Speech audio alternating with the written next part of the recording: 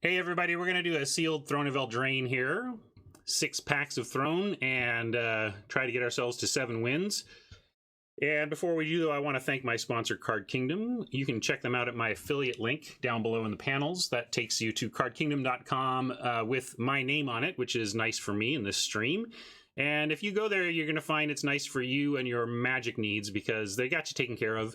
Anything you want for your tabletop Magic, Card Kingdom has you covered, and with some of the best customer service in the retail Magic side of things. We were just talking about how great Wizards is at customer service. Well, Card Kingdom's got that covered as well. They're going to take care of you if you have any issues, and mostly just you're not, though. That's why I go there so much, is that I just never have issues. They just deliver exactly what I expect in a timely manner, and I end up happy with my purchases there. So please check out Card Kingdom and do so through my link. If you ever, if you're a regular Card Kingdom purchaser, if you purchase regularly through my link, that's amazing for me. So keep that in mind if you're a regular Card Kingdom shopper.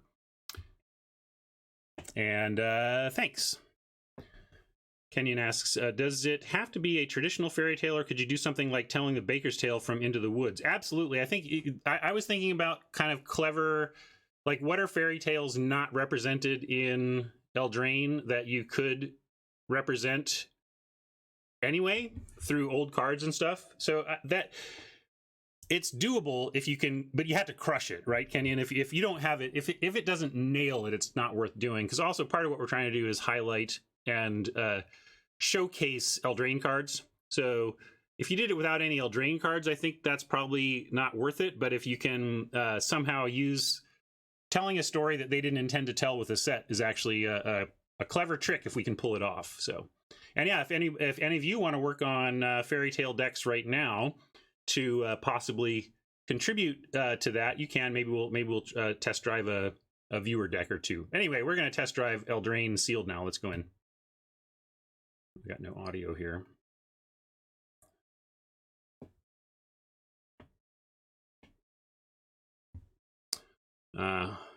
We have Torbran. I don't know this guy. Torbran, Thane of Redfell, is 1 triple red for a 2/4, and if a red source you control would deal damage to an opponent or a permanent an opponent controls, it deals that much damage plus 2 instead. Increasing your red damage by 2 is quite good, and that makes this guy effectively a 4/4. You know, 4/4 for 4.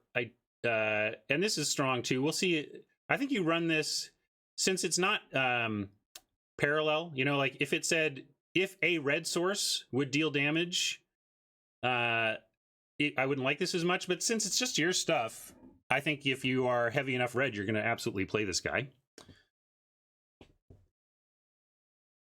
Ironcrag Pyromancer is amazing if you can get her activated regularly, right? So this is a 0/4 for 3, which is nothing at all, but whenever you draw your second card each turn, Ironcrag Pyromancer deals 3 damage to any target. So if you're drawing extra cards, you're like bolting left and right. It's amazing. So we're going to keep that in mind for sure. Wicked Wolf is amazing. Lost to this yesterday. ETB fight on just about anything with reasonable size is hard to pass up. And you can continue feeding the wolf food and making it bigger. This be in your Red Riding Hood deck. We have Stolen by the Fae. Played this yesterday, very powerful. We ended up targeting our own 5-drop because we wanted, it was more important to get 5 flyers in the air, and nothing our opponent had major CMC. So keep that in mind. You don't have to target your opponent's stuff if you are going for the biggest X you can. Oh yeah, these two together, fling. We have to try this, right? 5 bolting, bolts for 5. Yeah, I want to try that. But I think we're probably going to end up either supporting it with the wolf in green or the Stolen of the Fae in blue. And blue-red tends to have the card draw you need to make this stuff work. So we would pass this up if the blue is there to really support her. Charming Prince. A bear that enters the battlefield, you choose 1, scry 2, gain 3, or exile another target creature you own, return it to the battlefield under your control at the beginning of the next end step. So a lot of modal choices on Charming Prince. They're all, you're not ever cutting this from a white deck, because I think the baseline of just like a Grizzly Bear that scry 2s on ETB, that's fine, right? But it's not such a draw that I'm leaning there. And this is really a constructed card. So we're probably playing red, and then we'll see if we like blue or green. And also we got to check our black. Sometimes black is very strong here, so it may just be like we look at the black uncommons and commons and decide that we actually have to play that.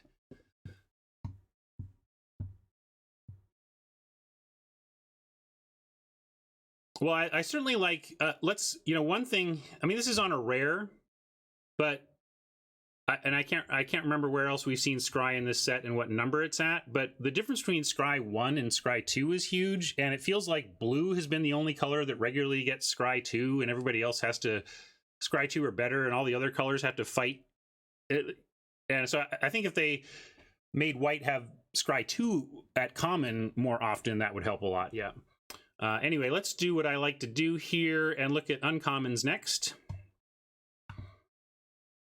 Deafening Silence, that's not really playable here. All That Glitters, this is too clunky, and it's an aura. It's not, this is not really playable. Not digging that. Shepherd of the Flock. This has been decent. Another 3-1 for 2, but that adventure mode is really nice. And also, again, one thing I keep coming back to so far in this set is that adventure creatures bounce to hand or reanimated, not reanimated, that's actually not what I'm talking about, but when you bounce an adventure creature to your hand or return it from your graveyard to your hand, you basically get that 2-for-1 again. So I'm a little bit higher on these return target permanent you control type cards in this set than I have been in others, because of how they interact with adventure creatures. Overwhelmed Apprentice is playable. Here's that Scry 2 that I'm talking about that blue always gets.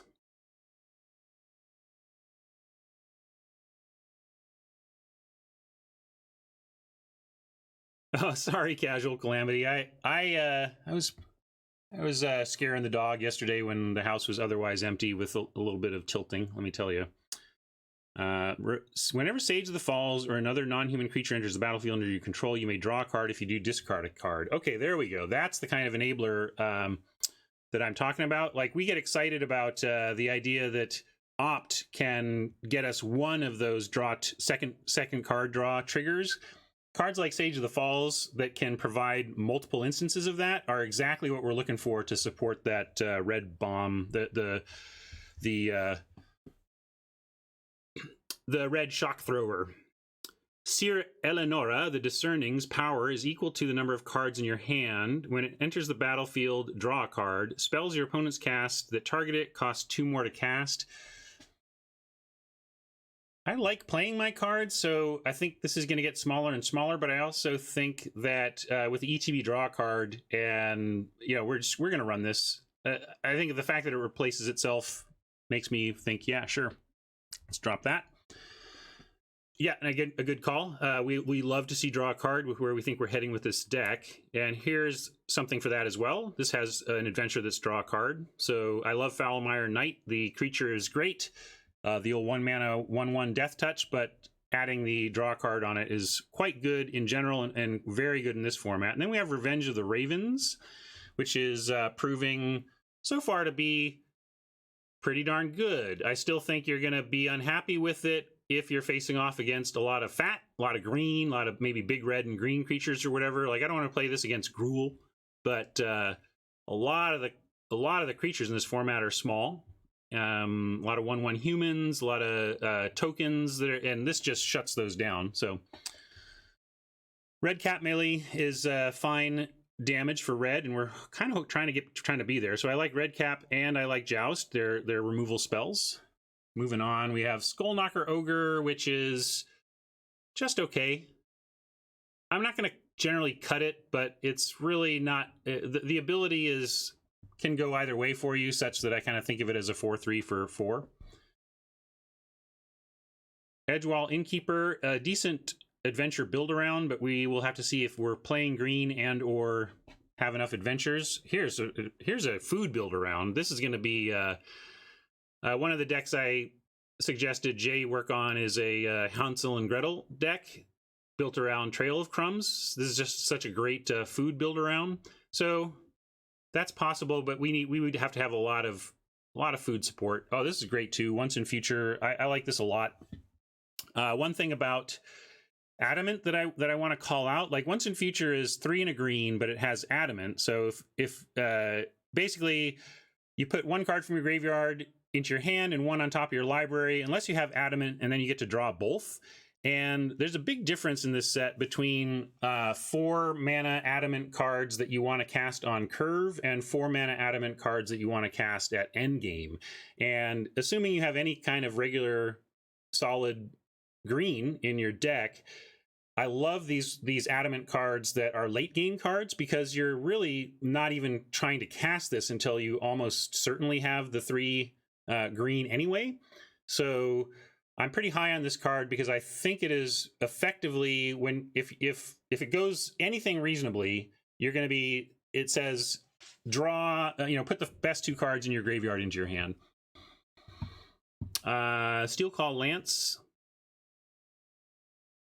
really a knight card, because equip cost is the big deal on equipment. So seeing that you equip knights for 1 and other things for 3 really just makes this, you really want to put this in a knight heavy deck. Of course, I don't think we're going to be there this time, although it is red black. So if we see the commons and we have like bottomless black removal, we could absolutely end up in red black and playing this card. But I'm hoping the blue red gets there. Unfortunately, you got none of the sweet like blue red hybrid uncommons. Savvy Hunter also playable. Anyway, all right, so we've checked out the uncommons. Now we're going to go look at commons by color.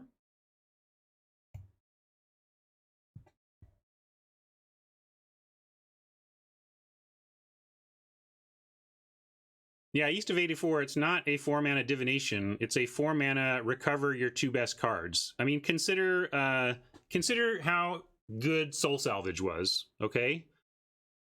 Like Soul Salvage, and it was 3, but also Soul Salvage is not a card whose casting cost is a huge deal. Although obviously, if you can reanimate, or keep saying reanimate, but I don't mean to battlefield, I mean to hand. If you can raise dead, if you can bring back to hand for cheaper, obviously, then maybe you can cast it on the same turn. But basically, it's such a late game card. Yeah, Eternal Witness plus. All right, anyway, let's look at white.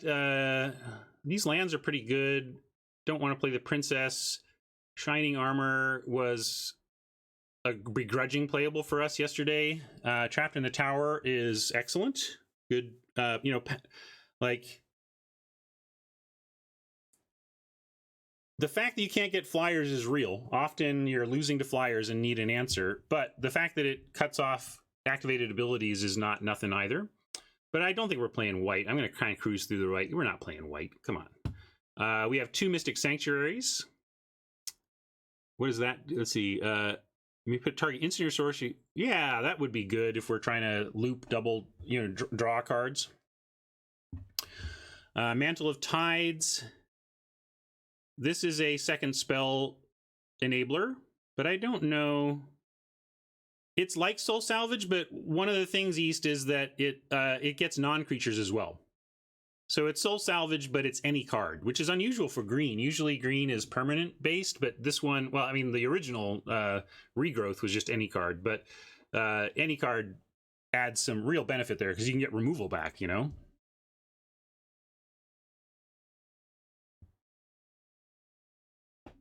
All right, we got an opt. That helps. So Tiny is fine removal. Witching Well, more draw. And we can do this on their turn to draw on their turn. Okay, it's all coming together now, folks. Might have to play a Merfolk to block. We'll probably run a counterspell and Sealed. You want to tag their bombs. Queen of Ice is fine. River Turtle is funny. Oh, like this is, Kenyon was talking about making fables that aren't explicitly referenced in Eldraine, and I was thinking Tortoise and the Hare. Are there any specific Tortoise and the Hare cards? Because we could maybe make a Tortoise and the Hare fable deck without actually any direct references to it. We love the Steel Gaze as well. Yeah, we got a lot of payoffs and a lot of enablers, so it's it's finally coming together. I've been wanting to do this. This Forever Young creates a trigger. Could be Grixis if there was the mana to support it, because this draws as well. This is solid in sealed. I don't know about draft, but I think you can run this in sealed. And you know, there's you don't want to wait until it happens, but some percentage of the time you're actually going to get 2 cards, because you are going to get a card from their hand and some adventure that they haven't cast yet. Tempting Witch. It's not that tempting unless we're heavy food, and of course we love bake into a pie, but don't know if I think we're just going to be straight red blue probably. There's a lot of great black, but I think we're probably red blue. Let's see though. Heck, maybe we're blue black, but then blue black splash red for that one rare. Anyway, we got combat trick, attackers only, by the way. Real drawback on the red combat tricks.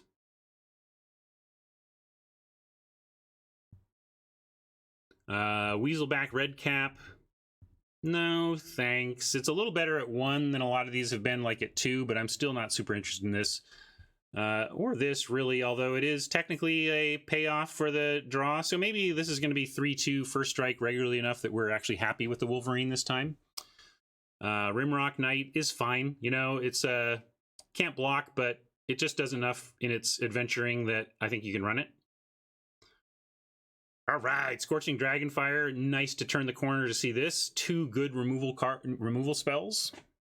2 copies of it, that is. And oh my God, we're doing it, chat. We are doing it. All right, Fiddles, go be a good employee. This, not so great, but 2 merchants. So I don't even care what else is really going on. I think we're just going to do that. Let's see if we've got anything else. Golden Egg counts for card draw. We're going to play that. And Scalding Cauldron adds some extra removal. What's Roving Keep now? We're not going to play that. Anyway, let's take a look. I think we've got a straight blue-red that I kind of like. I'm going to put this in for now since it fits our theme. Yeah. I'm going to run. I'll put both of those in. I don't know if we're playing both. I don't think we want this, though. I mean, what's its job? If we were to play this, what job are we asking it to do? Protect us from ground creatures and then help us sneak something through later? I feel like that job is not important enough for us, and we have other cards to do it.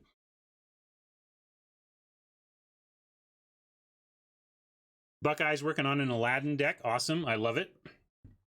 Barge in. Yeah, that's that combat trick. I'm going to put these 2 in. Let's put the Knight in, the removal in, Merchants in, and then what does that look like? That is only 37 cards, though. I don't suppose there's anything in the lands that help us. No. Okay. So maybe we had to play. Oh, I'm not on the. I'm dumb. Sorry. Yeah. It's nice that we almost have a deck out of just commons. But what do you say we use our high rarity cards too? Let's take that and that. Now we have a bunch of cuts, right? So that's good. Better to have a bunch of cuts to make.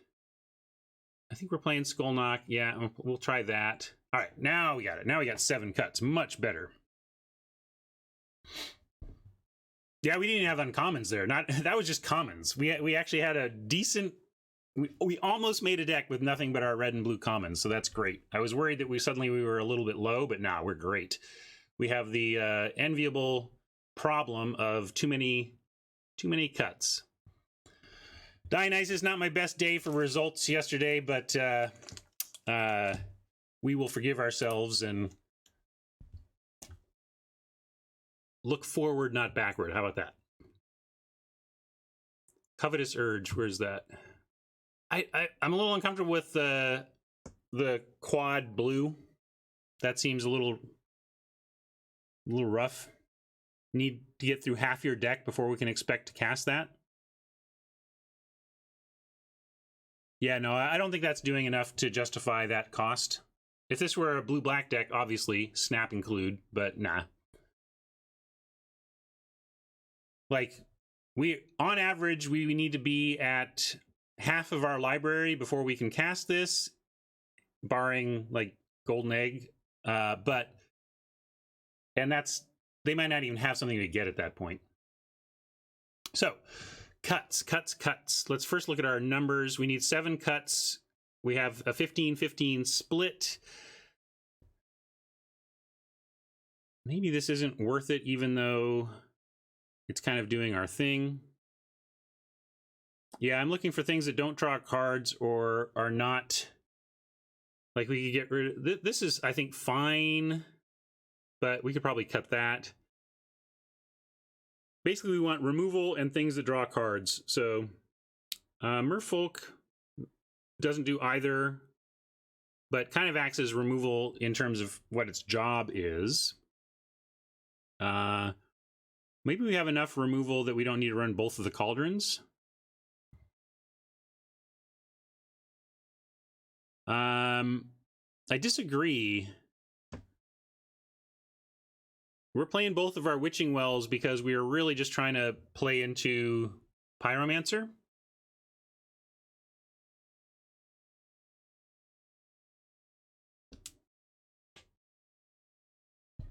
Yeah, definitely. I like that.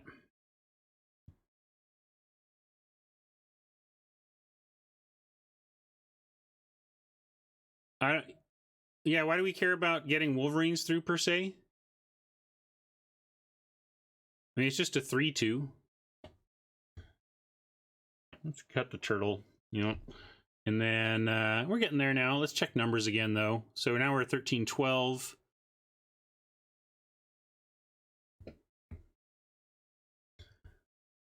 James wants to cut the ogre. I'm not sure how many more creatures we want to cut, but that is kind of one of our weakest ones remaining.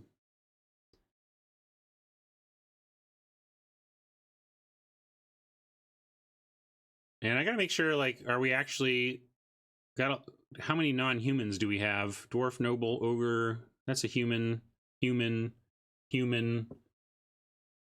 merfolk, wolverine. Like, we actually have a fair number. Maybe cut joust. We did, yeah, yesterday we missed some colorless cards, but we checked them today. I don't think there's anything here. I cut one cauldron already, and the rest we can't really justify playing. We have some knights, but we just have a lot of other more reliable removal, right? This is doing a job that we have filled by better employees.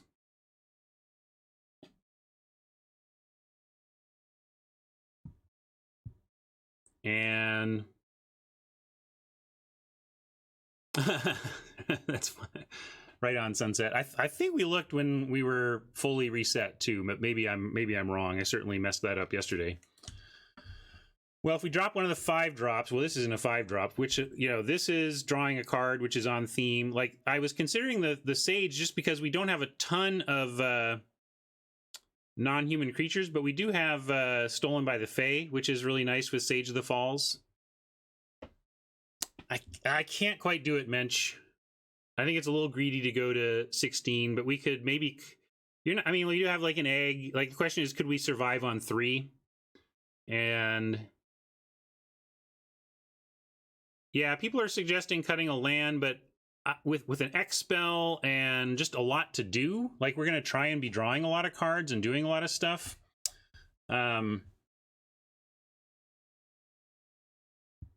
Yeah, between looting and stuff, I think we just want to make sure we have our land, and then we loot it away once we're good. I like cutting the ogre. I think cutting the ogre makes some sense. It's not that great. We do go down to 12 creatures, which is a little bit... but I don't... yeah, again, Merfolk, not amazing, but at least does a job at a point in the curve where I think we could use it. We could ditch a Merfolk and play something like Overwhelmed Apprentice instead, but it's just not as good as the blocker, obviously.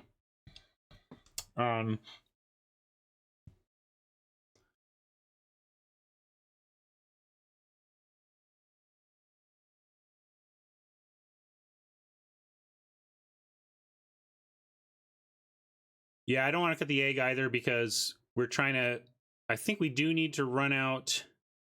Like, maybe we swap these. Whether we do 8 or 9 mountains, this is going to be a tall order, and the golden egg helps with that. So, what do you say we start here, get our game on, and then we can come back in and make changes. But I don't want to waste too much more time belaboring the final decisions of this deck. I think it looks solid. I think we can give it a try. The egg works with our Pyromancer and helps us cast Tobran, so I kind of like the egg, yeah. And yeah, I think I'm down with 9 mountain. Even though blue is more pressing, we do want to play the red dude. Although, you know, this is actually not amazing for us because we are light red, but it is amazing with the Pyromancer. I really like, what a win if we can get these two going.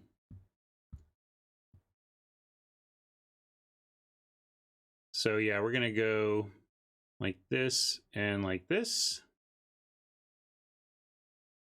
And we're going to call this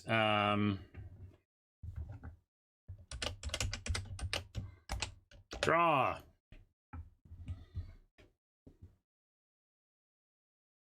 Yeah, you can say, I don't care. Well, here's what I want to do. Like, also, I've been in, like, the voting stuff that we did during the set review made me think that what we should do for par is ask everybody else. So here's my par poll. You guys tell me where you think par is for this deck. And I did put in half steps for this one. And I think anytime you're going par of under 2 or over 5, you're lying.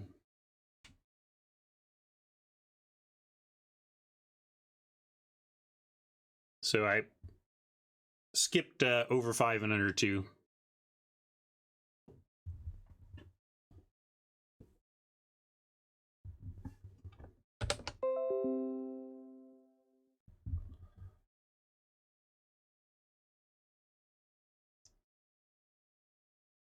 So it looks like some good confidence around this deck. We got 10 4s and a bunch of 3s and 3.5. So kind of like 3.5 to 4. It's like, looks like a 3.75 par based on chat. Although there's some, you know, there's at least 3 people who think it's a 5. So maybe it's even better than that. Anyway, we're somewhere around close to 4 is what chat thinks.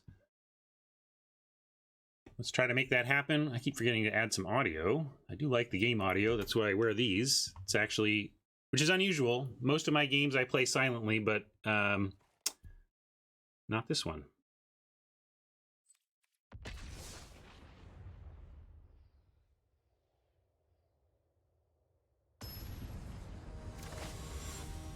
You're a principled man, Robert. I hope that's working out for you.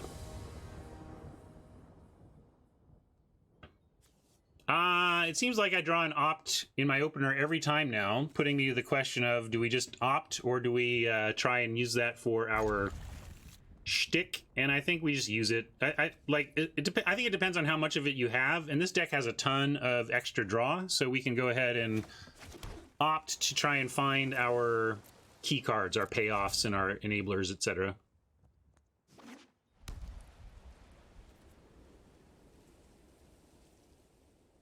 Why does it bug you, Robert, that over under has the same meaning as par?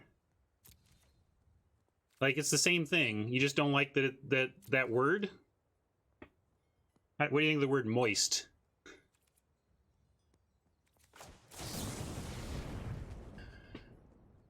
We could keep it for later, but I like digging. I want to dig deeper towards our stuff. I'm not going to keep it for later. We have the Sage of the Falls. Like, we have stuff. We can do this.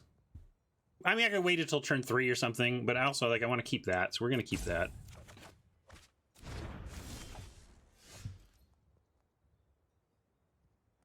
Yeah, and if we're under... Oh, because... Yeah, well... To me, it's just a word that... Yeah, maybe maybe I should have Kenyan, I don't know. Scrying is hard. It's hard to scry away a spell when you're we're pretty good on lands. I know I was talking about digging deeper, and it's possible many better players would have bottomed that, but at the very least, I can at least identify why I did it, which is that it's hard to risk just flooding out because you sent away your spells with Scry.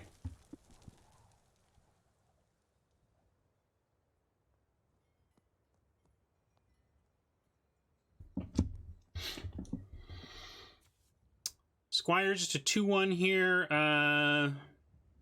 We have So Tiny and Dragonfire up. We're just going to leave our Defender back and decide if we want to... If they want to send in the Squire, maybe we throw So Tiny on it. But I almost just want to trade the Merfolk for it and be like, whatever, that's the job. This card is just here to trade for something, basically. Yeah, those are the tough ones, though, right? Because this is a solid card. If this... I mean, this is a game-winning, especially because we are going to do the thing. Like, to me, this... One reason I kept this is this feels like a 4/4 flyer for 5 in many respects with what we're doing. I think we can... Not that it's going to happen every time, but it seems like it's a good card for us, so I kept it. But scrying when you are good on lands and are seeing not your best, not your worst spell is one of the toughest scries I think you can face. Let's block at least. Maybe they'll do something to try and save it. Nah, Snapped went to this. So we are deciding whether we're using the Merfolk or So Tiny. I think we use So Tiny here.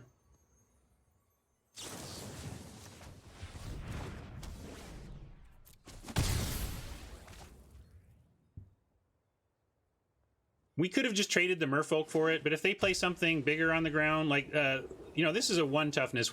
Ideally, we trade this for like a 3 toughness 4-drop or something.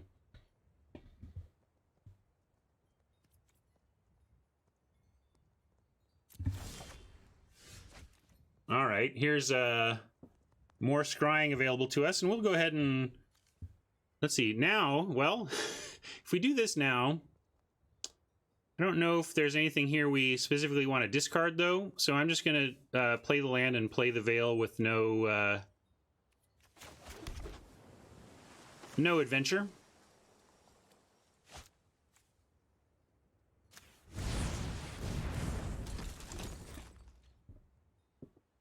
If it was looting, of course I would have done it, but it's not looting. It's not looting, it's rummaging, and I want to keep these cards.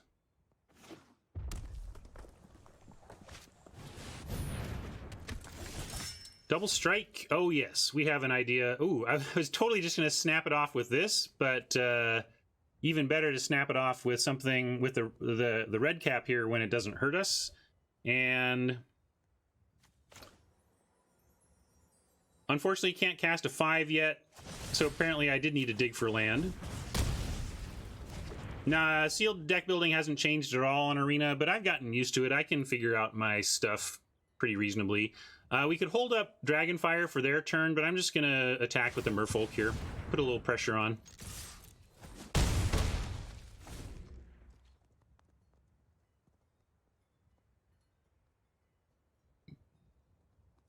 Yeah, casual. Mostly you're trying to find a way to use the adventure, right? Because if you can work the adventure, great. All right, we found our 5th land. And now we can, let's see, do we want to, yeah, I want to do this. Yeah, Sage of the Falls does it too. So we get to Steel Gaze Griffin into Sage and trigger it.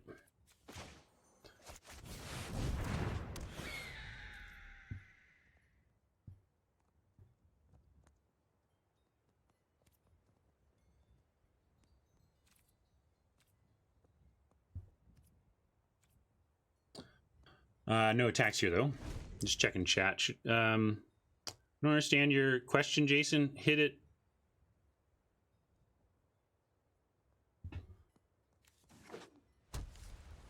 Am I missing a way to kill this thing?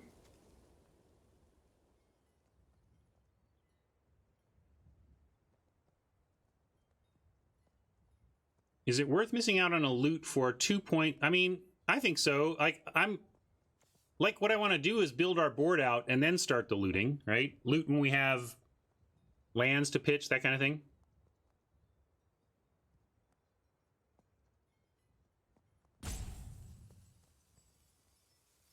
Okay.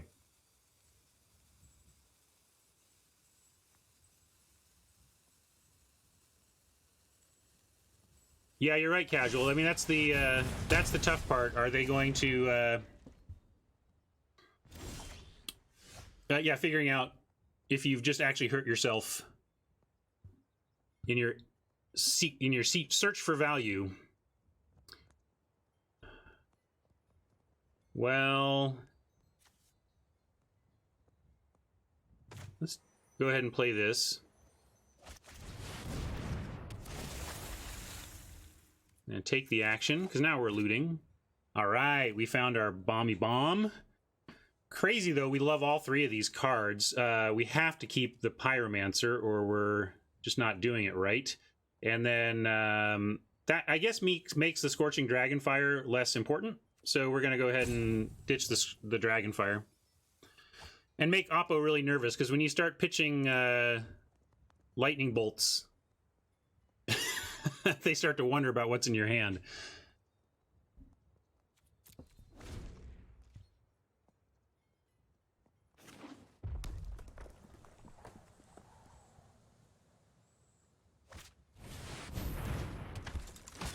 I don't think par for the course means mediocre. Par for the course just means expectations met.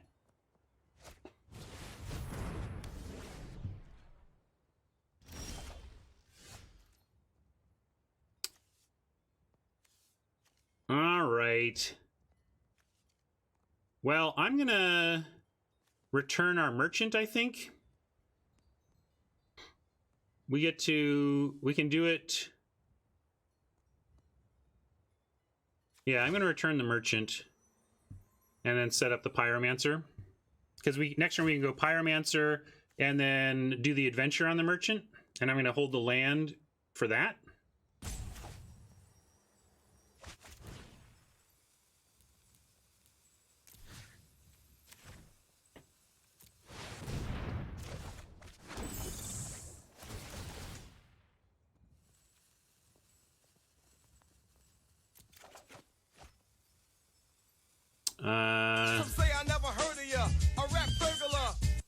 Well, we want both of these, so we're just pitching basically everything.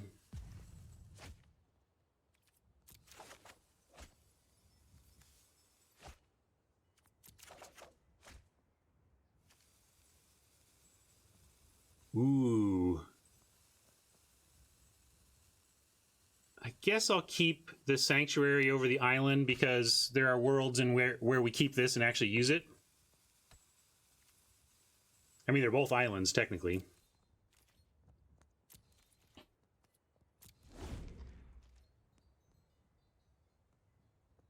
I don't think Golden Egg is better than a land because we're busy here. Like we're tight on mana and trying to do some broken stuff. But where does casting a 2-mana artifact fit into our next turn? And what I want to do is set up our next turn, which right now is play the Pyromancer, adventure the merchant, and loot away the Mystic Sanctuary, or if we draw a basic land, a basic land.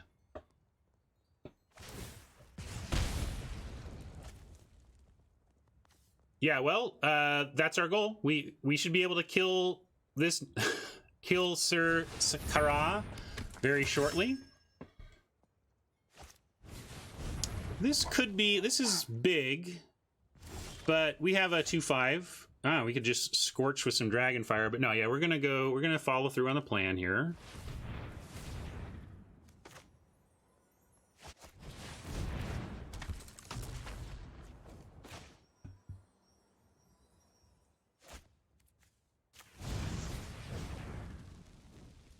And yeah, we'll ditch the Sanctuary. Bye, Sanctuary.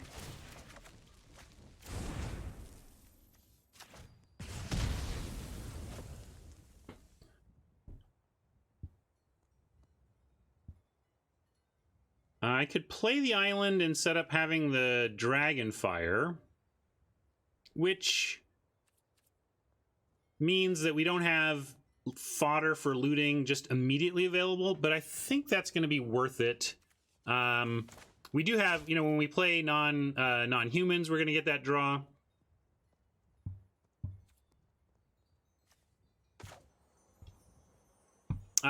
Maybe I was wrong to ditch the egg, but in my head, we were too mana hungry to do that. But we also didn't know we were going to get the land, right? So it's, I think, if you're concluding that the egg play was incorrect because we ended up with a spare land, then you're being a little rotty, I think. But it's possible that I'm not getting my head around the full problem and have misplayed it. That happens a lot, you know.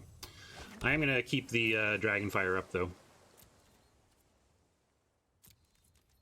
I could just send in these and we could take out the Griffin, but we can also do that on defense.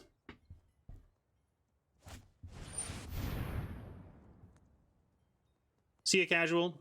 What is this doing? When a claimed contender enters the battlefield, if you control another knight, look at the top 5 cards of your library. You may reveal a knight or equipment or... Okay, so they're probably going to get another knight out of this. We can't... Too bad we can't do it. If we could just kill this knight in response, that would be cool, but we cannot, so...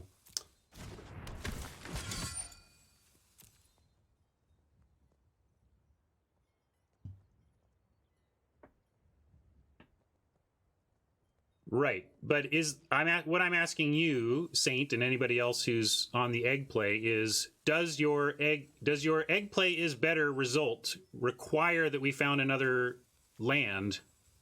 I mean, I guess we could just, because this ETB's tapped, so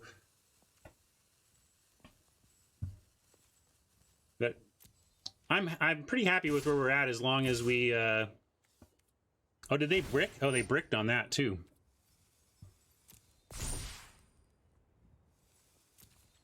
Well, we're going to risk the block here because then we can hopefully Dragonfire it away.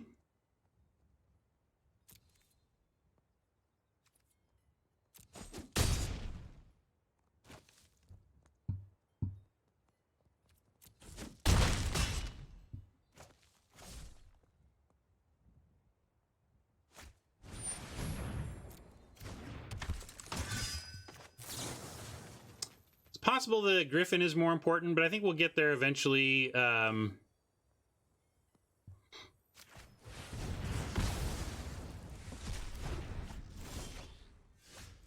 right. That's pretty nice for our future needs here. We can do it on their turn now as well. Another merchant. Huh. Actually, we can do this.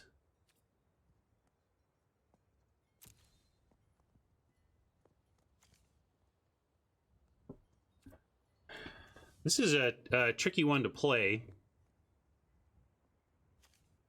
But basically, if we crack this, we get the... we get it on... We can crack this on their turn and kill the contender. We can do it now and kill the contender too. Or we can just wait and I'm gonna do it on their turn, and then I'm not gonna cast this because I'm gonna wait on this. No, it doesn't get 2 activations. It's only on the when you draw your second card, not each additional card. We can send in a couple of fairies though.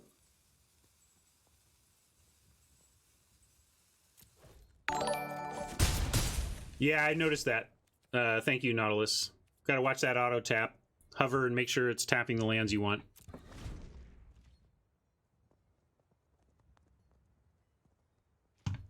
Probably not. Sorry about my incorrect record. We're in game 1, actually.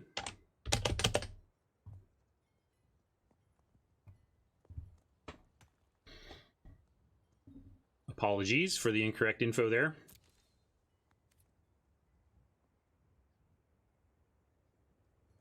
On their turn, we get to block with this fairy and take out the Griffin.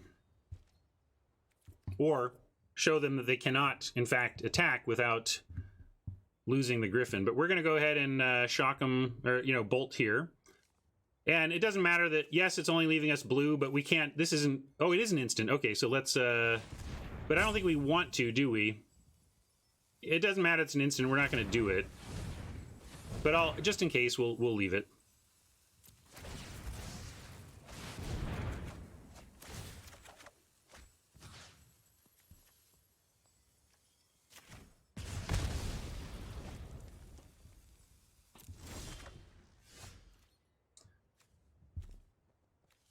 And this is a human, so it's not going to trigger Sage. So is Merchant. But I'm going to go ahead and adventure this Merchant. And, well, let's attack. Attack with 2. Leave 1 back. At some point, they either block one of these or attack into it. Could have played the Queen so that they could both attack, but this is okay. Let's just start going to their face now. Let's go to their face.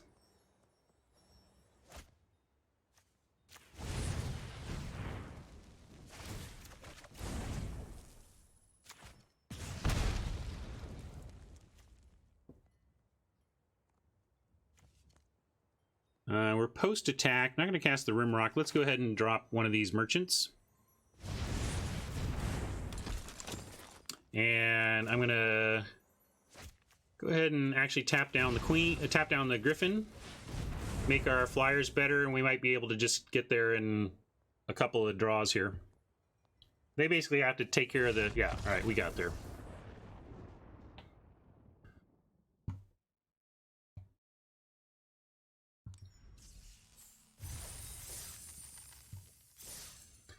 It's like I don't always have the mental capacity to go as deep into a decision as I want.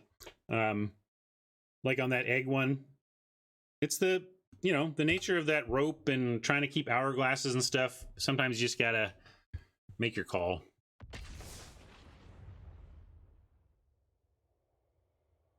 I think I did the same thing, James. I think we're crazy. But maybe not crazy? Okay, we're not crazy. I thought, because I did the same thing as you, James, and it didn't work. I'm like, huh. I'm happy that we got this deck in sealed. It's tough to get this type of deck in sealed. None of our super action yet, but this is all fine. We'll keep this.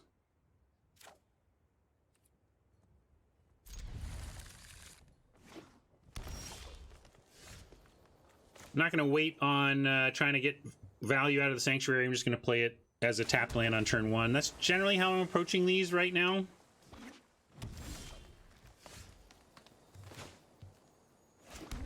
We'll play the one that can attack here. Opt plus Wolverine is nice. It's a disguised +1/+1 in first strike. Of course, that's a thing that can happen. You know, casual sealed deck, turn 3, 4/4 at green. Some say I never heard of ya, a rap burglar. Thank you for the sub, appreciate that. We're gonna lock it down with the Queen, I think, and I'm gonna save the Opt now because we may need it for a double block or something. But yeah, let's do a Queen-sized lockdown. And nah, maybe I don't save the Opt. Like, let's look for something else that can remove that and get some extra damage in. I'm going to on a hunt for a solution to Yorvo. Could be a help with a solution. We're definitely going to keep Iron Craig.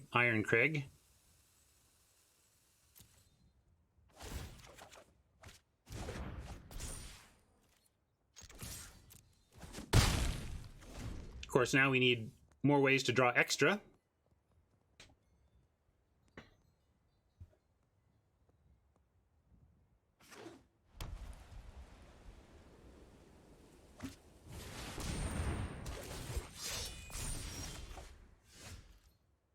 All right, and that helps us set up for Pyromancer. This is a pretty heavy turn here, though, in the sense that, like, If our Pyromancer survives, then I like our chances. If not, we could be in trouble here. And the Scry 2 helps. We have enough land. Do we want any Rimrock Knight? I don't think so here. I don't think that's doing enough for us. Can't block, so... In fact, maybe it's a kind of a not a fit for the deck. I don't know. It still does some stuff, but I'm going to drop both of these.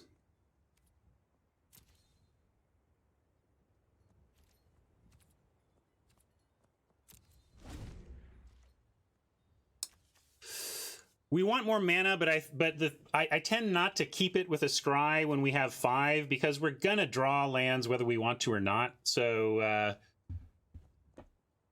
and also we can already bounce this. It's not power, is it? Yeah, CMC. So eventually we can bounce Yorvo, and we already have the mana to bounce Yorvo, so I'm not too worried about that.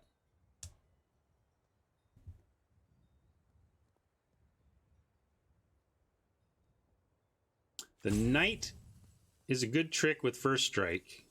Yeah.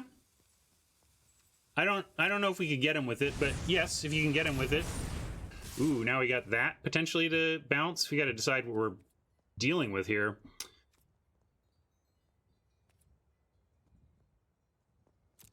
Got to take all this though.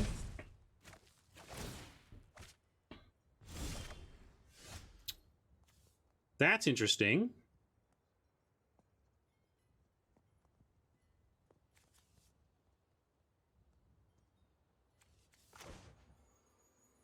We did win the first game, yes.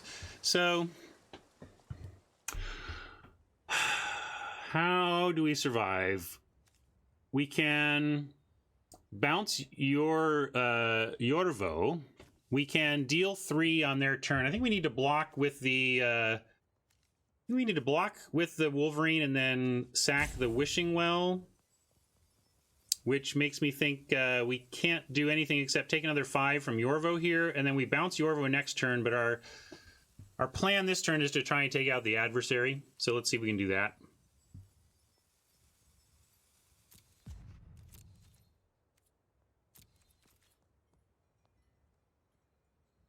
And anything else we can do in that? No, we're activating the Wishing Well, and that's the plan.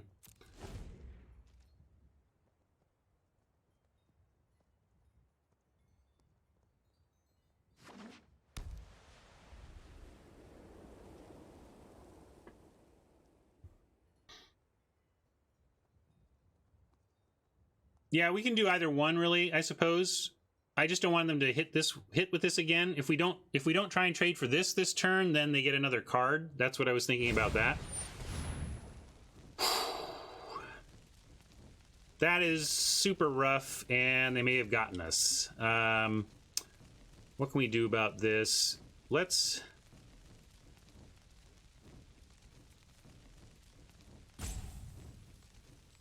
I don't think there's anything we can do that stops this from happening, but we do have the red burn spell. I'm going to do it this way.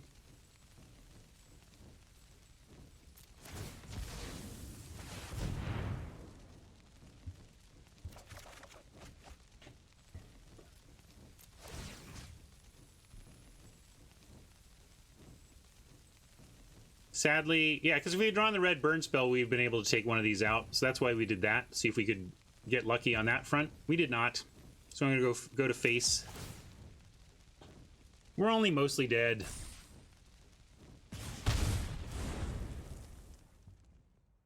You don't understand this line.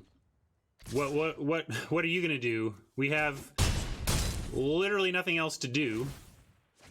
Intangible. Like, literally nothing else to do except cash in the Witching Well, and we do have a single red mana instant speed deal 4. So if we had drawn single mana instant speed deal 4, we would throw 3 at one of these and throw the deal 4 on it, and we actually would kill one of them. So that was the nature of that line. All right, see, just mostly dead. Could we have, I mean, not at instant speed. We absolutely could have done that on the turn before, but that's not the line we chose.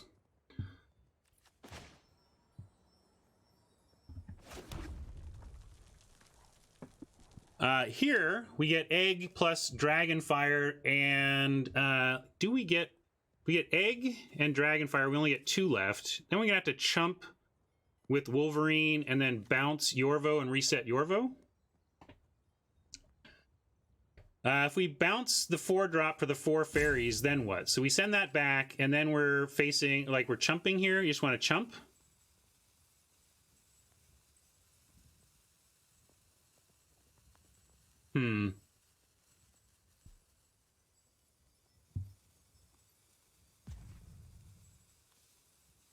All right, I'm in for safety here. Oh, we gotta...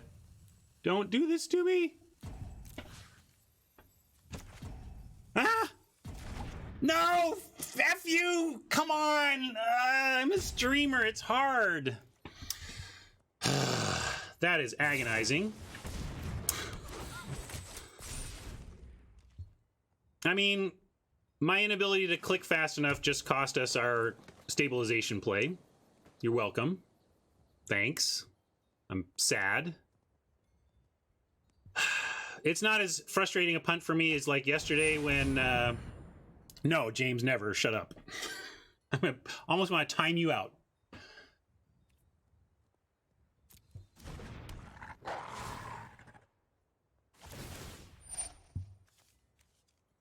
But yeah, really, really frustrating.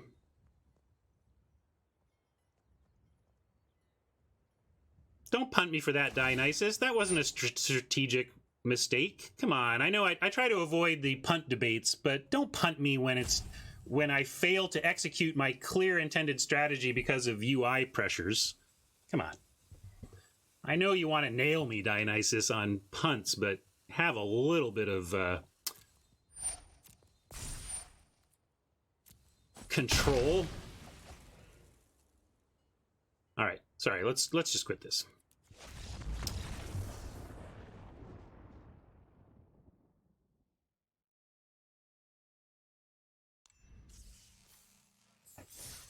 I don't think we were going to get that one anyway, but I sure wish I had the chance to execute the play I intended.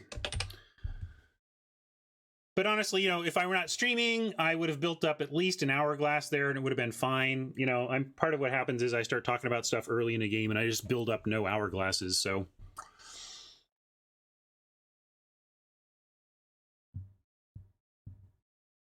So I don't think that cost us, like, I don't think that turned a win into a loss. Just frustrating.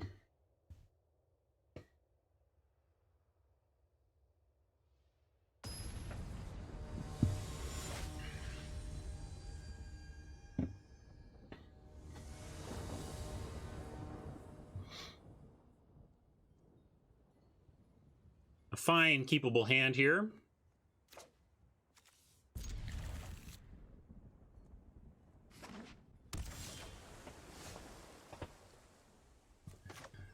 You're not wrong, James. I'm just not going to switch back. It's possible that I end up streaming...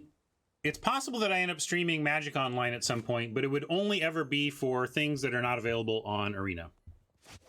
Dionysus, it's not. All right, see, now you've done it. Now you've done it.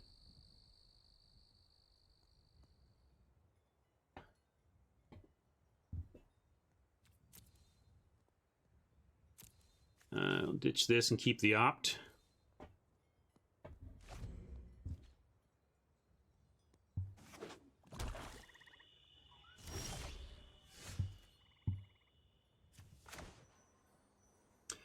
The nature of streaming, intangible. Got to deal with.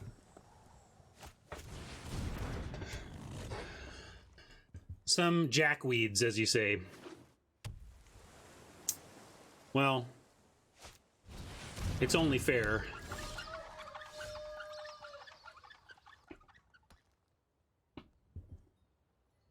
End of game survey on Arena. No, but we had talked about doing that even when I was there, so it doesn't surprise me that that has finally become part of the thing. We have a steel gaze, so I'm actually gonna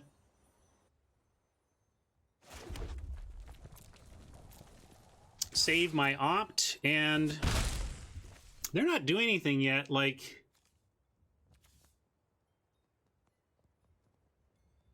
we could run the queen. just run the queen out.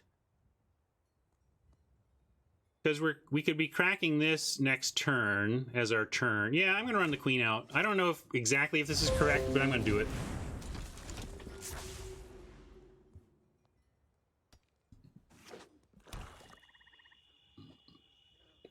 Druid, excuse me, the client's been doing okay for me, but, you know, I bought a PC last winter, so my PC is reasonable, I guess. I don't know if it's, you know, just a thing where different PCs are not doing as great.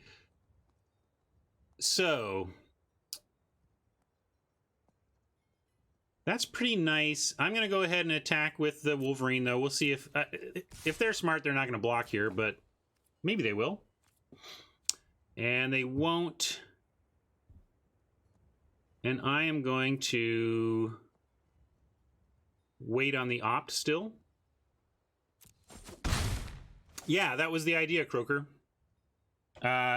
Remind me after this game, and I'll talk about why that poll exists and what it does for game designers and game makers.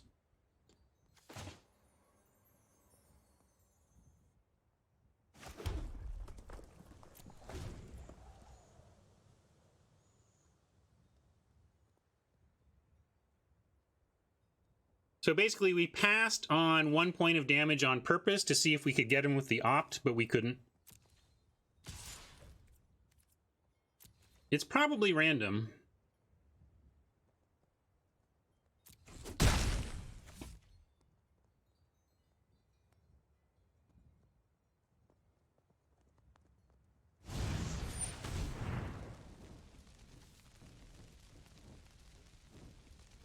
Yeah, we do. We're going to sack the well, but it's instant speed, so whatever. We're going to do it before we untap.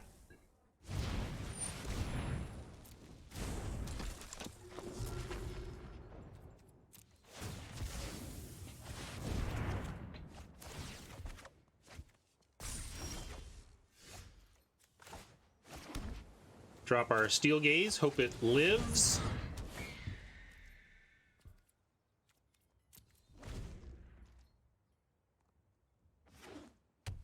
Probably gonna... They might tap our Griffin on offense with their wheel over there, but that still leaves us with something to block their queen.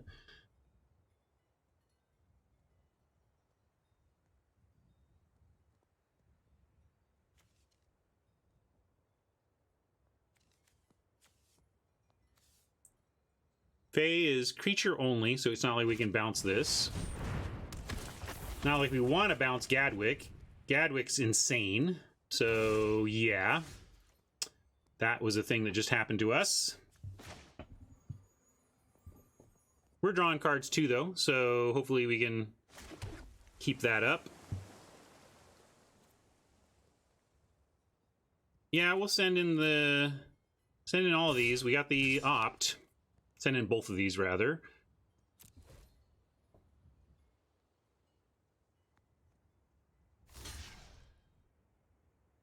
This is fine with me. Which one do we want to kill? We're trading, but we get our choice.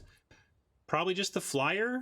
This is just a 3/3 now. Oh no, whenever you cast a blue spell, tap target non... Yeah, maybe we have to just take Gadwick out. Why play the red rare? Oh, to get extra? Because I'm dumb, I guess. Also, because they wouldn't have blocked, probably. That's... I'm happy with this result. All I wanted was to trade our blood haze for one of these anyway. And so, like, if we'd done this, actually wouldn't have done anything. They all have 3 toughness, so getting 5 damage doesn't actually do anything. Anyway, back to the question of Gadwick or Flyer, and I think, yeah, we got to take out Gadwick, so we're going to do it this way.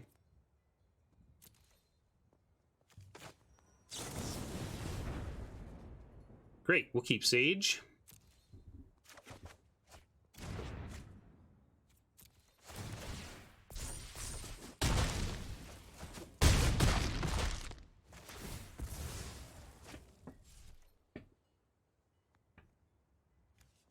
And yeah, I'm gonna... Well, we could bounce... We don't want to bounce either of those. Yeah, we'll play this. and take the action. We could ditch. Didn't say please. What do we ditch here? Maybe a merchant? Because we have good repeated... Yeah, you're right. I don't think we're ever holding up mana. We got too much to do. But we could be in a spot where we have Witching Well holding up Didn't Say Please. That could be pretty good. But I think I'll pitch it. I think you're right. I had to decide, though. It's not a fully thought out decision. That's just what Arena does to my brain.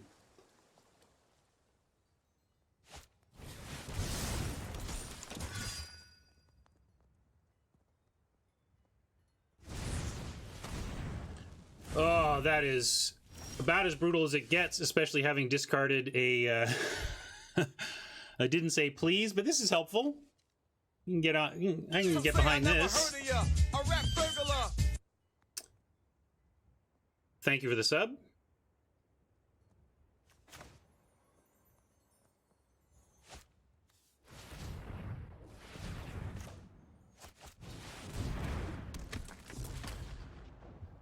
And we get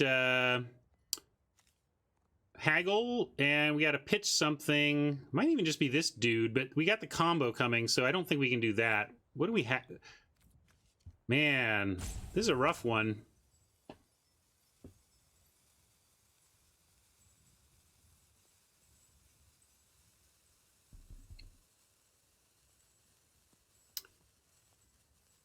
We could also just play this.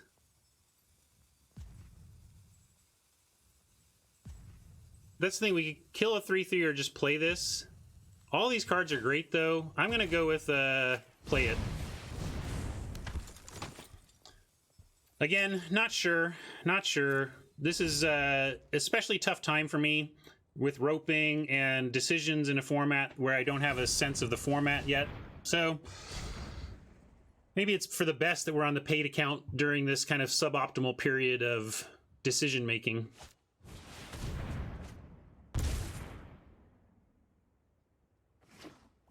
Looks like they're looking for removal for our Pyromancer.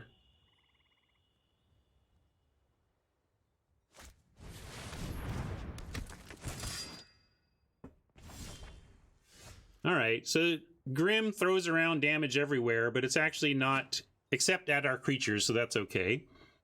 And then now, if we play this, it doesn't actually deal 5 yet, but we don't need it to. We probably just want to work on these.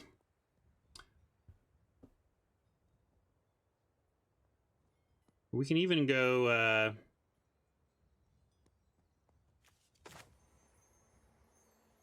Boy, this is complicated. What do we need dead? And how do we want to kill it?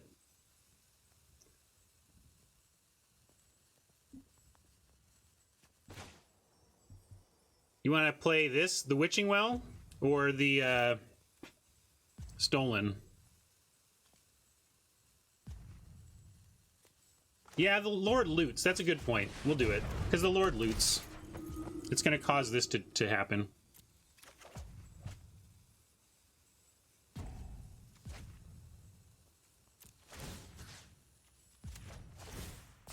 Pressure of this rope when you have 0 hourglasses is pretty intense.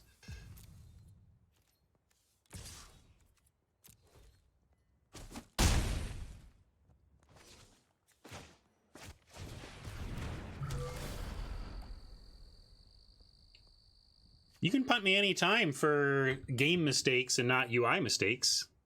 And then if you continue to hassle me about punting me for UI mistakes, then you have to sit for 10.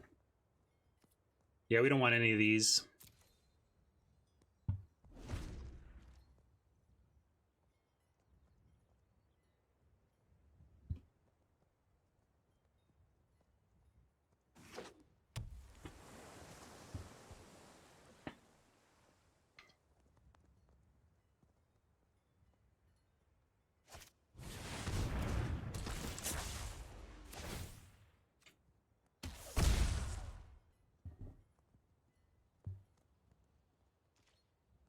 Good. Yeah, maybe so. You may have found a good line there, Bencia. Like I said, I just don't have time to find all the best lines here. I like that, though. That flyer's not going to do it because this cannot be blocked. So then we just Dragon Fire the Paladin.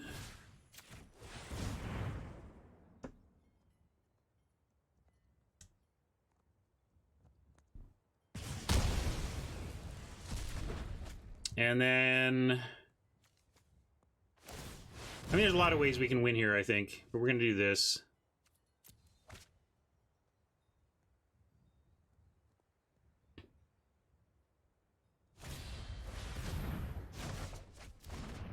Take it back.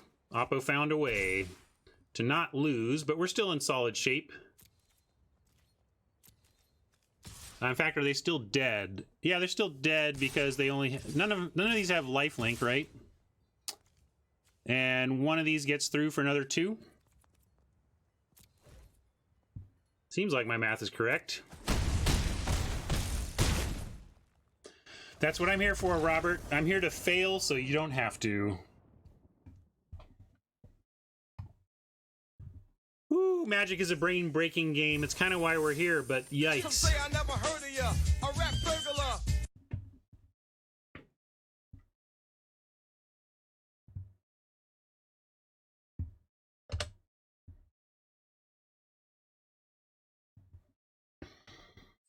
Thank you for the sub.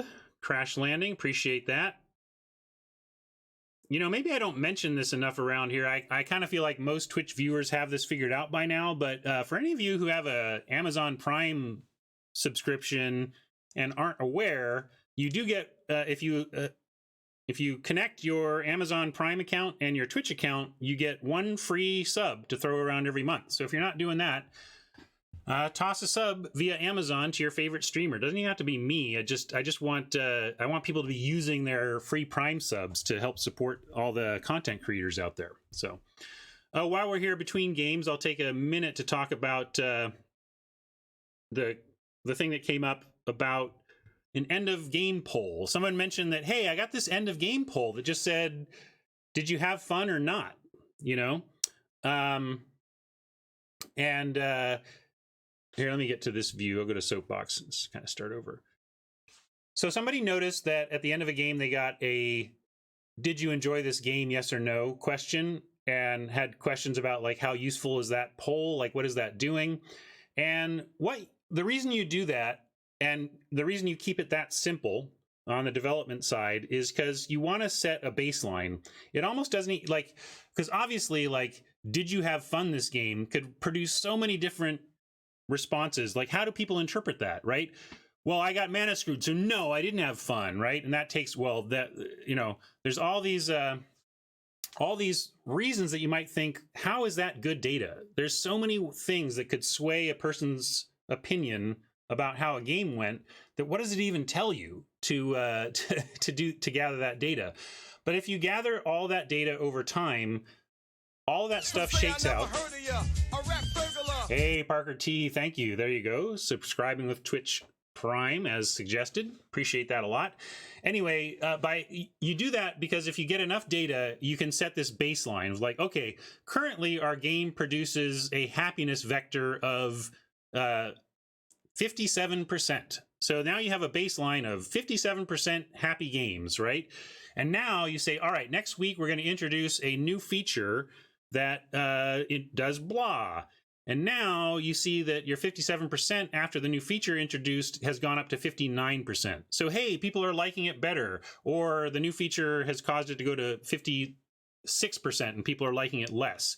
And so even though it seems like it's not a very useful way to approach asking people about their experience, since it's so open-ended, but anything can set a baseline if you repeat the question often enough and gather enough data, and then you can use how far it moves away or towards that line after changes to do it. You can also do great, what they call A/B testing. So if you have an idea for a system and you're like, we don't know if people are going to like this, you can roll out a thing where, okay, we're going to split our audience and half of them are going to experience thing A and then half of them are going to experience our control group, which is the way we've been doing it all along, right? And then you can compare the happiness, that poll, and realize, oh, thing A is not working well because the happiness vector in thing A side has gone way down.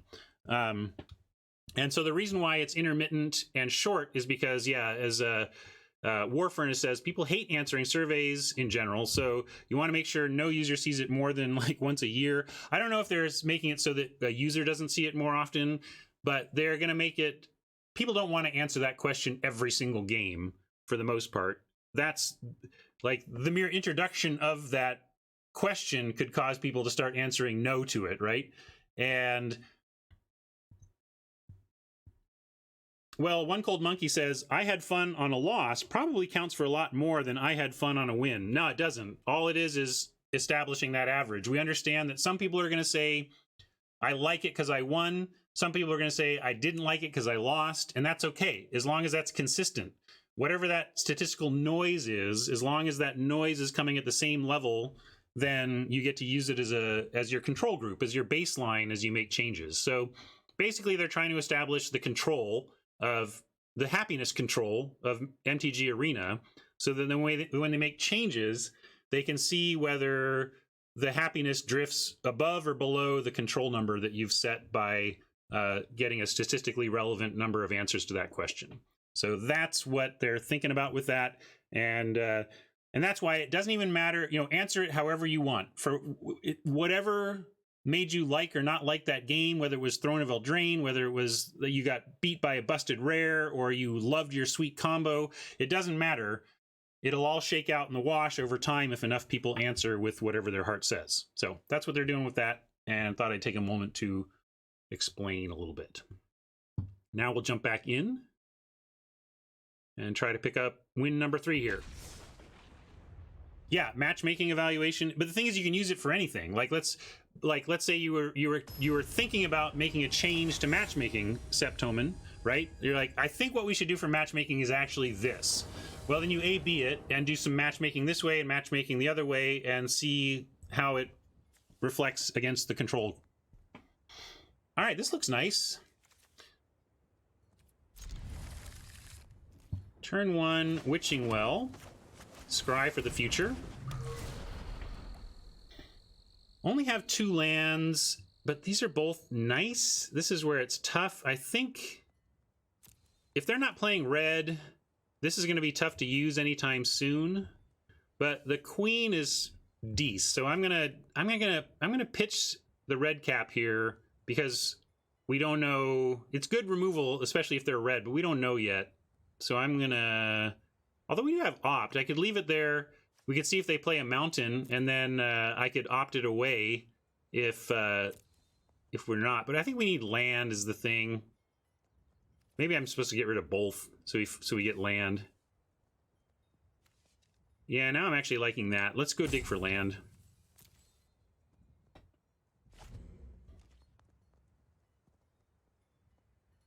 You're on keep both? Well, there you go. Wild variance in our opinions there. But yeah, that's the thing. I think we're actually, even though we did radically different things, I think there's an argument for both, and I don't mind your line or anything. Here, kind of want to do it all. Now I want to ditch the land. Now we've drawn extra land, and we're going to draw the Witching Well. So I actually want to... We'll say... How do we want to do this? We'll save the opt. And I'm going to loot away the very land I was trying to find, because I have faith that we're going to find more.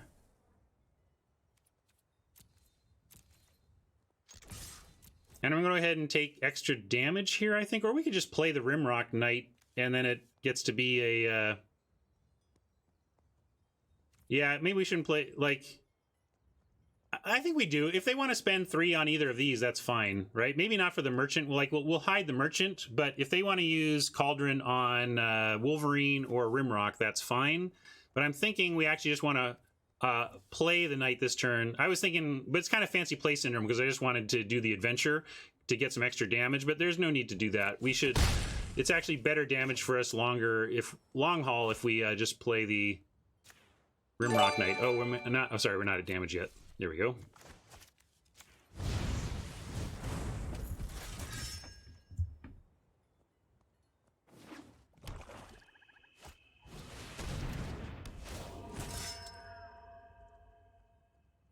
Decent scry 2. If we get a land, I'm not going to play it pre-combat, and then I'm going to attack because I don't want them to see that we can crack the witching well.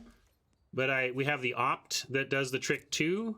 Happy, obviously, to trade off that Rimrock for their Legion. So we're going to send in both, and if they are willing to block there, we'll pump it up. And they're not. So what do we want to do? We can opt for some extra damage and then still cast Merchant, but they have this Cauldron available.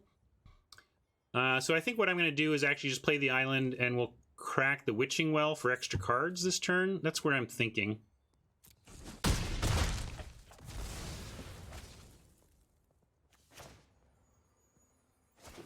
Find us a land, and then we play Sage of the Falls, and we get repeated, fairly regularly repeated looting.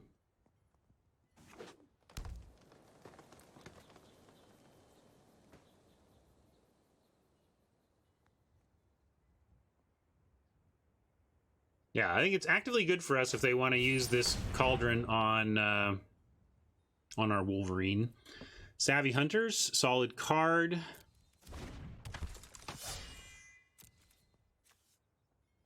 Crack this. Maybe so. It's been pretty clunky, Kenyon. I agree with you, but I'm a little. Maybe I'm being overly obsessed with our drawing synergies. But this is interesting. We get to attack and have opt and So Tiny ready.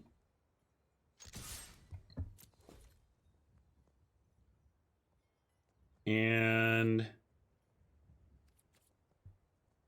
I am going to go opt here.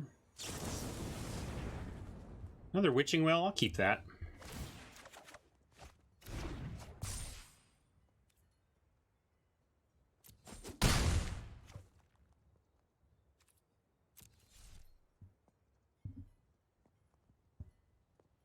I mean, I hear you, Steven, but we got to advance our game. I mean, if we sit around holding all of our card draw so that we can abuse our rare, we're going to lose. We just got to play our game and believe that we have so many things in our deck that draw us extra cards that we're going to get there, and we can just use our resources for now until we find it. We did, but I'm okay with this situation here. I think this is pretty good for us, so let's scry. There's a land we can keep. Do we want this Wolverine? A couple of Wolverines actually doesn't seem horrible to me, given how reliably we seem to be triggering the ability now.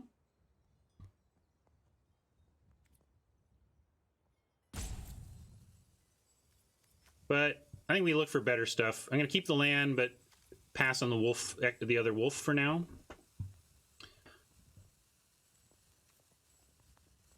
And end this turn.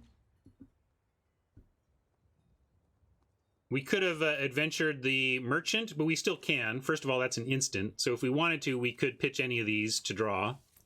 But we know what we're drawing, and I'm not in a hurry to do that. Perfect! They did it.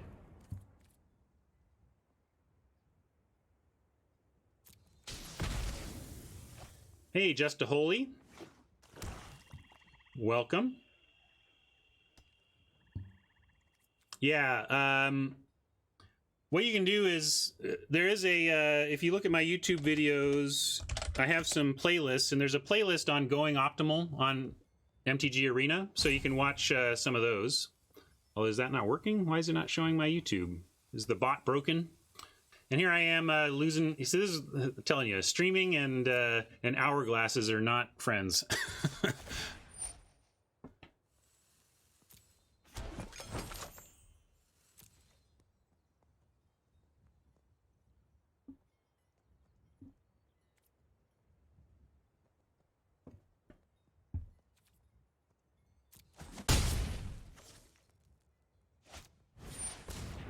Hey, they have more removal this turn.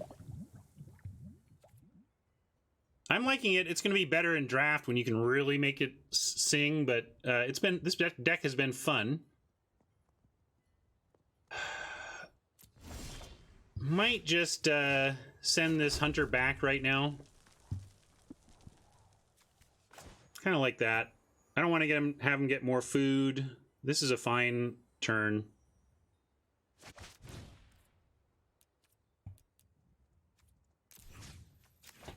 Yeah, good question. I don't know if we have a way to loop your library so that you don't deck. Thank you, Razor. Appreciate that.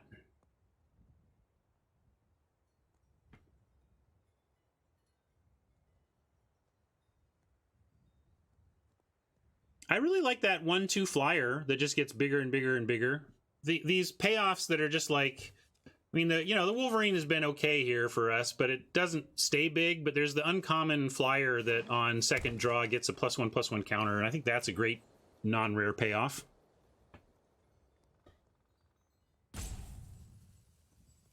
A little bit. The rate that you get for ads on YouTube isn't amazing, Dionysus, but it's nice to have made YouTube partner and be able to get anything off of those videos. And yeah, the growth there has been nice too. I've liked that. Now then, So Tiny, let's see, So Tiny is still 7 or more in their graveyard. They're nowhere close.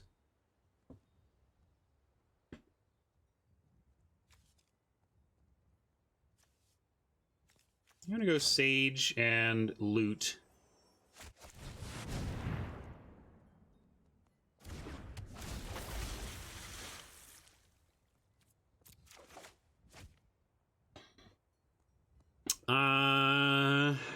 Sanctuary gets back Stolen by the Fae. That would be really good, I think. I'm gonna try and keep this Sanctuary, which means we have to ditch something else, which might actually be the Merchant. We have another Merchant in the wings, and as Kenyon said, I may be overvaluing the Merchant, especially when we have other tools to execute our plan. So yeah, I'm gonna ditch the Merchant there and hang on to this land, try and find another island and get real value, because even though it doesn't draw a card, it puts it on top of your library. Getting back Stolen by the Fae seems totally worth it.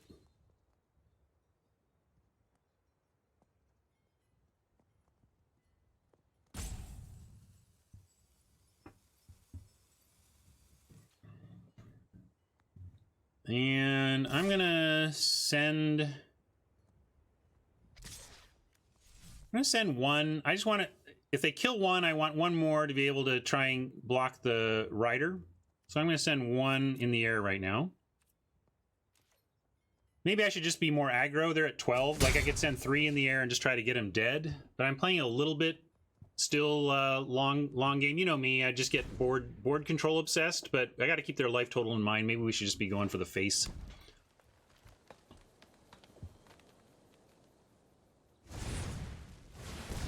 Reaper. Okay, Reaper is gonna get... I'm gonna give up on the Sanctuary Dream now. And... Egg or Tiny?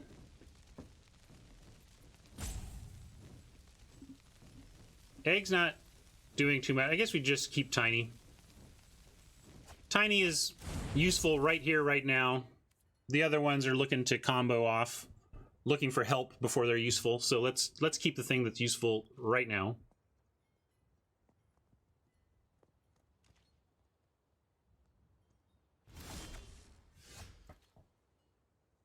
Okay. You can play Merchant, still have Tiny.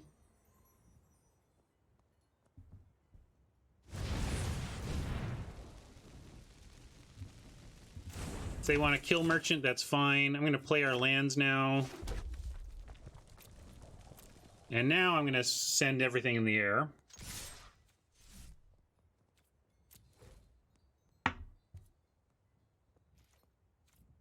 We got 2 cards waiting for us.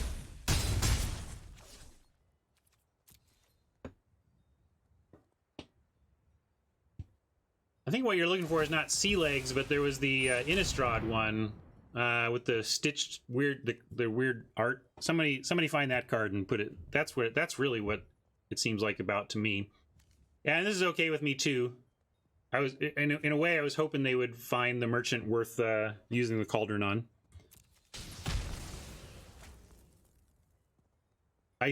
Like isolation. I don't know. Oh yeah, maybe it wasn't Innistrad, but Shadows over Innistrad. Kenyon knows what I'm talking about.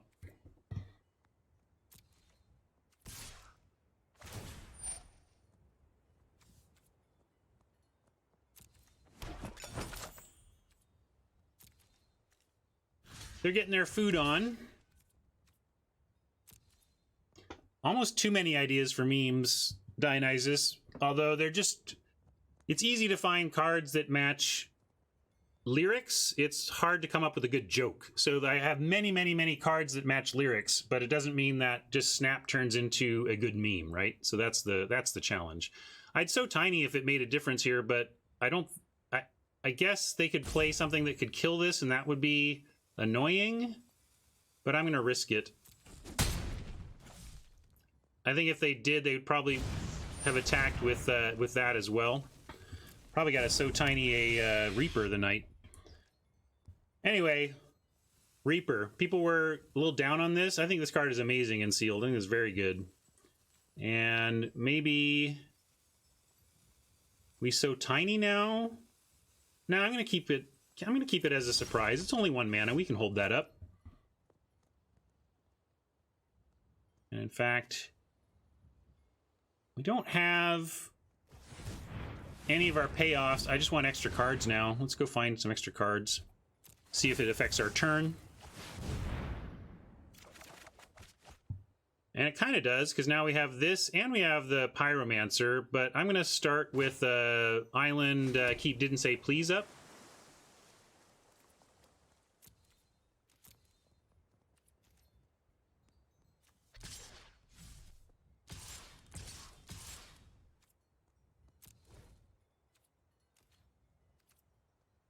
True.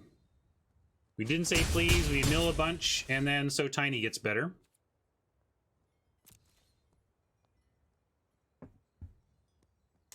Keep in mind they're at a virtual 11. That's what food does to this format. And they're effectively they're at a virtual 14 because they can attack with the Hunter this turn.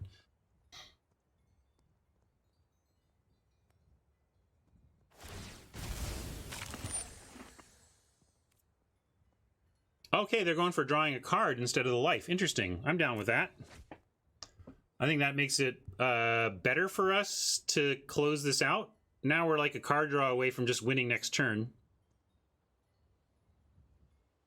I get the choice. I'm not sure if percentage-wise it's correct, but at least they're trying. I think they're trying to find answers, and of course we're going to let them take some extra damage. And if they find an answer, we'll didn't say please the actual answer.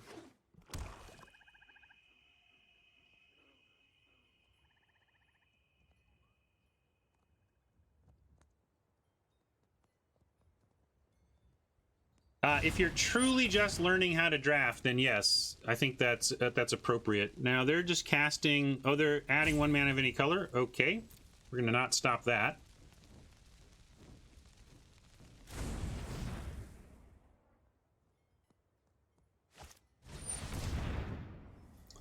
That doesn't actually stop us from winning, so I'm gonna let that resolve. Well, actually, this is what stops us from winning now. Do we care about that is the real question.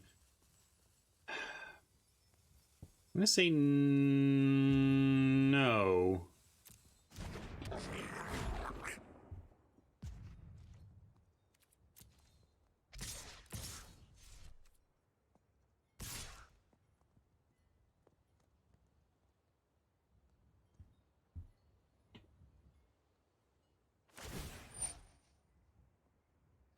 We get more food here, which is annoying.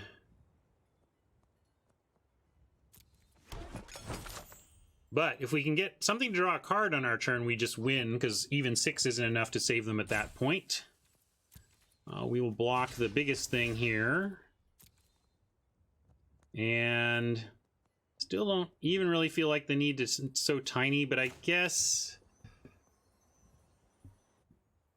I can avoid taking some damage here. Could even do it like, this is -2.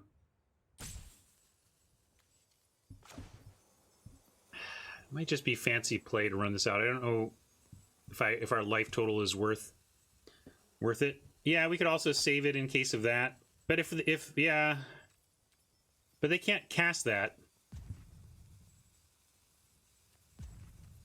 All right, I'll wait. I don't think it even matters.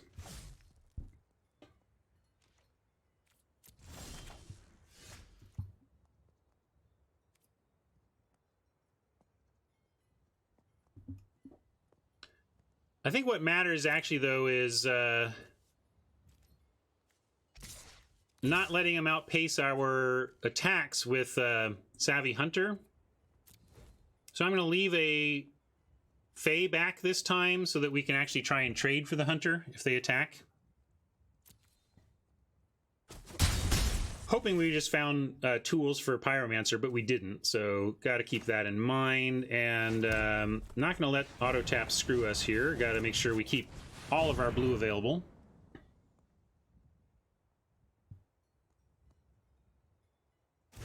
I like that So Tiny gives us a we don't have to fake a pause or anything. They just have to be worried that we might be able to draw a card at instant speed.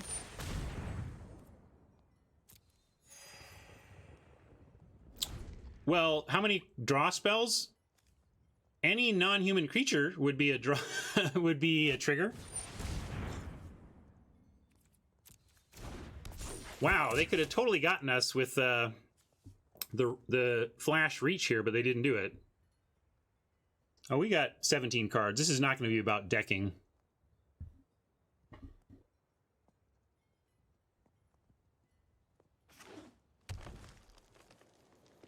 Because I forgot I had a counterspell. If I'm honest. Shh. Look, I'm very good at Magic.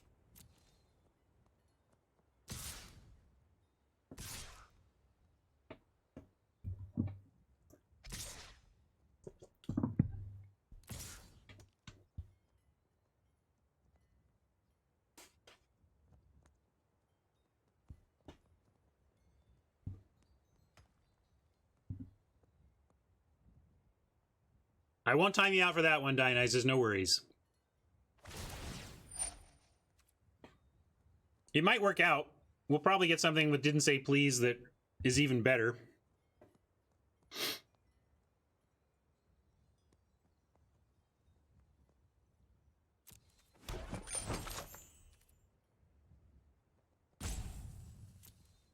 That gets up in the air. Probably have to So Tiny the Reaper then.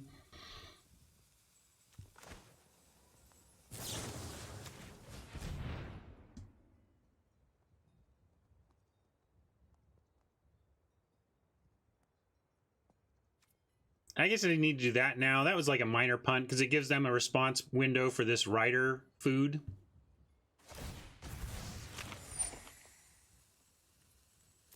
But I kind of like this block anyway. I was thinking of killing the rider anyway, so they used food to make a block that I kind of wanted to do anyway. The trouble is we don't get to take out the hunter here.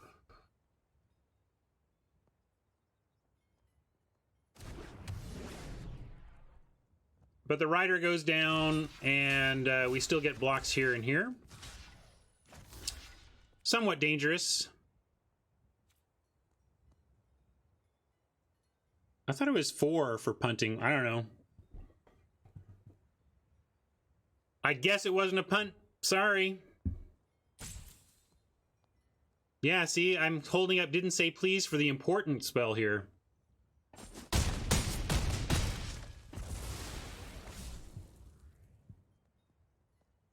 Oh, it punted me after 1 vote. Interesting. Yeah, I don't know what's going on there.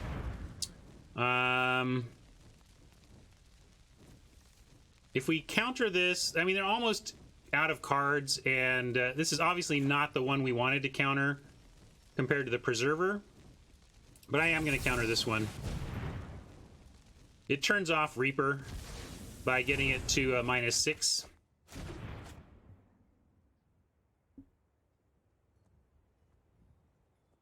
And we just need to draw some non-humans. That's good too. That's good too.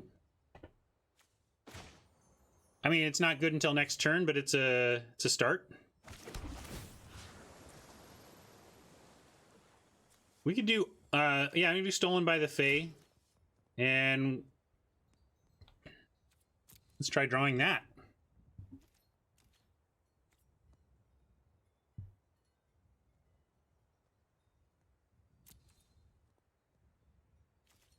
We could send back their 7 and make 7 flyers that ought to be enough to get there. Funny that it undoes are so tiny.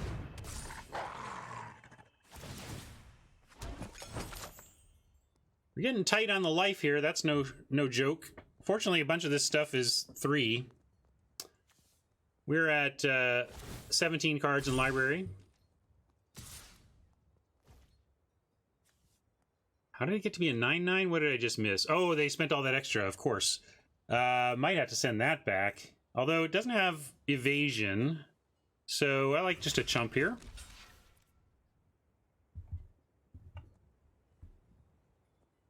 Yeah.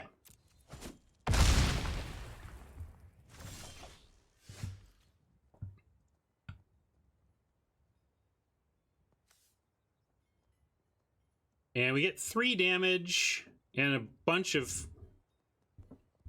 Fae, and I think that should be enough even through their life.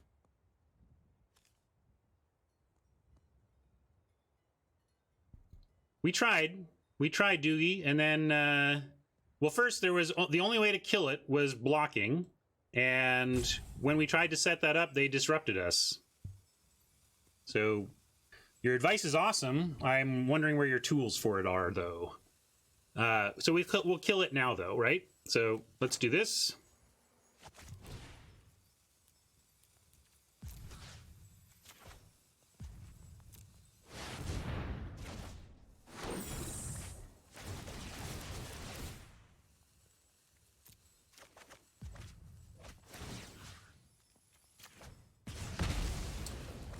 Filling up our graveyard doesn't do anything, and all we do by taking the action is put cards into our graveyard, right? We have some, like, we have another one of these sanctuaries or whatever, but it's not worth risking decking or anything. So mainly we got our kill, and now we're just going to decline since we're out of cards in hand.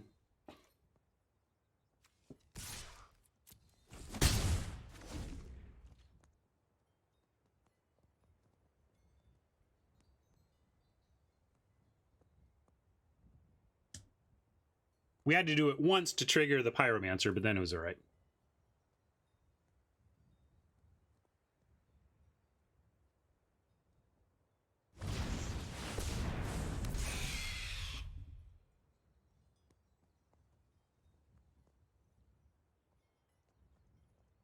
Some of them have been, Robert. Some of them have been.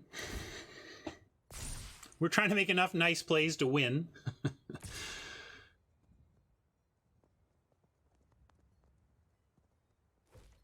I would just be, I mean, I guess it doesn't matter. They're gonna, I kind of just want to take this. It's a little bit risky, but I don't think they can do too much.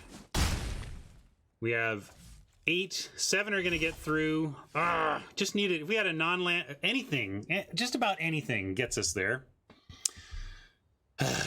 Still, we're going to send some, but not all, I think. We need some chumps back. I want a chump for this, and probably this even, and then we could take 5 more from here. Yeah, so let's assume they leave a reach back, though, and they're at a virtual 9. And so this is eaten, and then this is 8, 7, 6, 5, 4, and then they eat 1, and we have 5, and then we can attack with 4 next. So I think this is the correct number of to send in to set up a follow-up win next turn. Yeah, we don't need a chump for the 3/3, that's right. But still, I think we want to keep as much back as we can. I like attacking with 6, Robert, because then they eat 1, they take 5. This puts them back to 4. And then if we need to chump with these, we still have 5 here to get 4 past the reach on the next one. So that's my reasoning.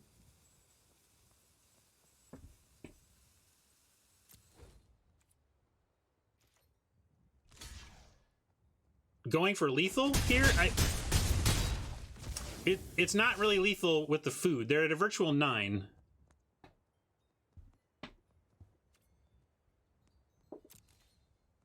And we're holding land now because Sage would be nice to pitch.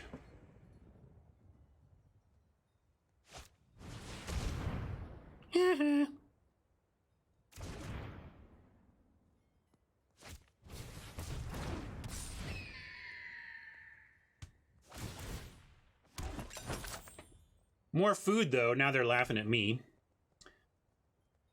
Yikes. And this Wildborn Preserver is going to be a 57-57 before the end.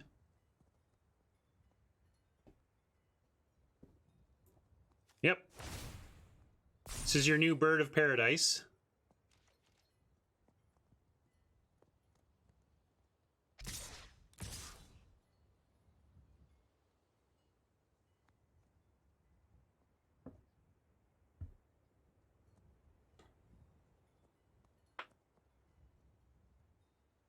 Well, right now they're empty-handed, so we're not worried about that.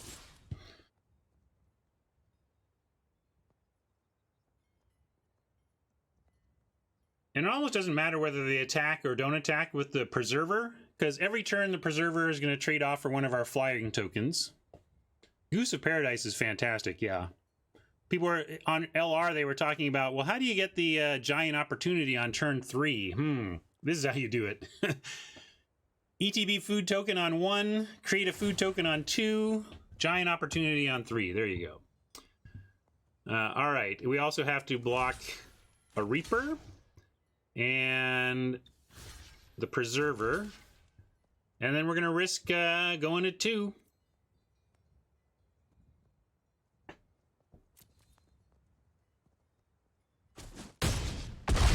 Yeah, just a non-human.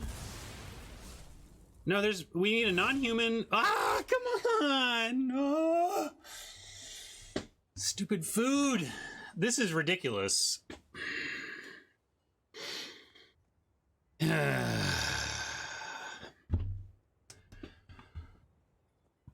We're having to get pretty unlucky not to just have this game in the bag. And now we're in a bad chumping spot. That is unreal.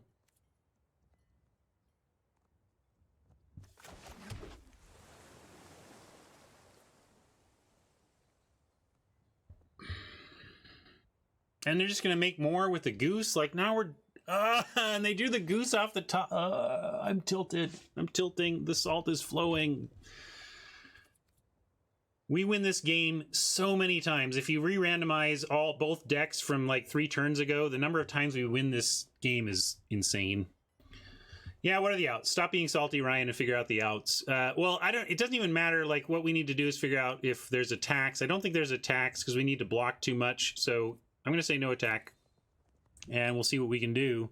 But I think we just lost this one. I think them untapping with the goose is GG.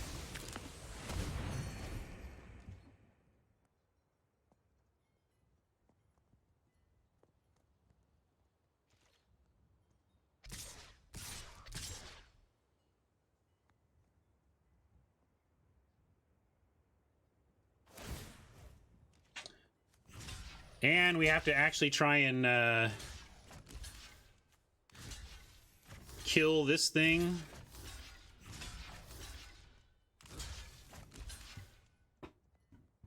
Goose off the top. Goose off the top.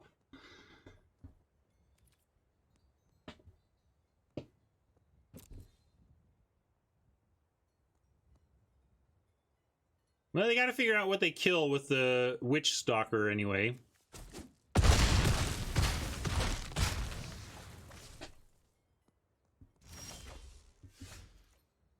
Yeah, thanks. Thanks a lot, Dragonfire. Food and yeah, and it's a rare. Like they really hard to choke down, but we're not dead yet. We're not actually dead yet. And I see what you did there, Magnet Man.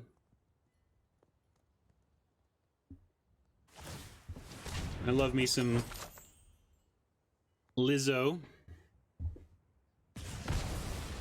Or maybe you didn't mean that. I hear, blame it on my goose gun.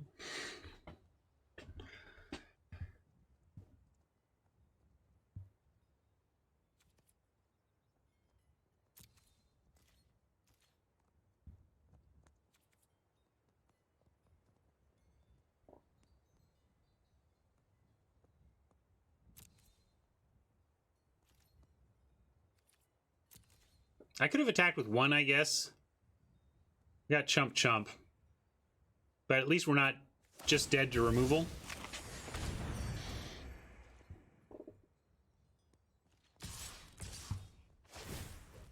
I think we're just dead anyway, though. That goose could not have been more perfect for Oppo.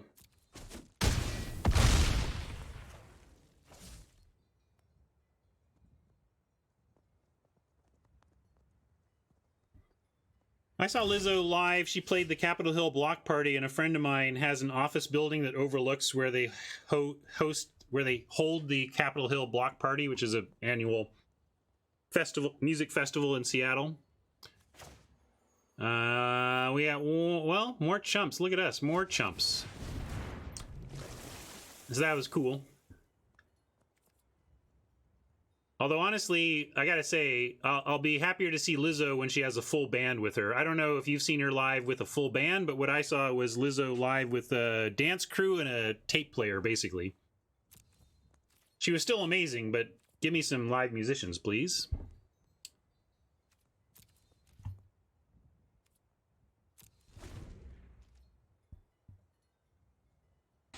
Love live music. Yeah, can we win now? I don't think we can win now. Now I'm talking about live music because I've stopped thinking about this game.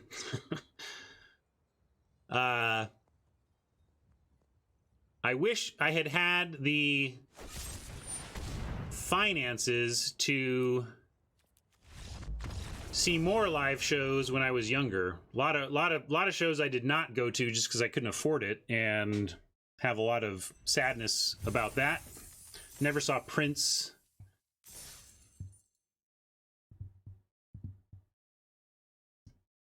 Robert asks, do I need Giant Opportunity on 3 for it to be good? How do we feel about double spelling with the card later in the game?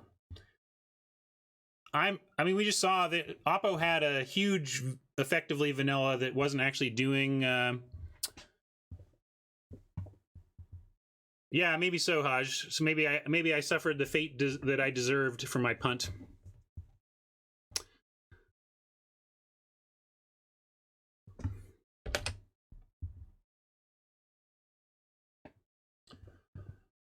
My favorite live show, it's tough. I'm a big Fish fan, and so I love live Fish shows, but that's not for everybody. I think the best live show I've seen that might be that might have broader appeal, Peter Gabriel was amazing. I saw Peter Gabriel on his not the album from the early 90s had Come Talk to Me on it. Anyway, Peter Gabriel was great live.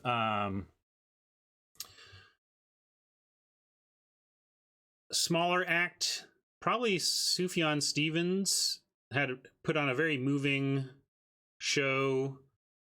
Currently, my favorite live act is Phosphorescent. If you ever have a chance to go see Phosphorescent, please do. A friend basically insisted that I go see Phosphorescent live, and I left saying I will never not try and see this band. It's really a one guy, Matthew Houck's band. 21 Pilots was great, but I don't think I love 21 Pilots was great, but it wasn't the best. Anyway. Oh, P-Funk is a band I never got to see, but I would love to do that. Relax, East, we're playing. I need a moment to cool off from that anyway.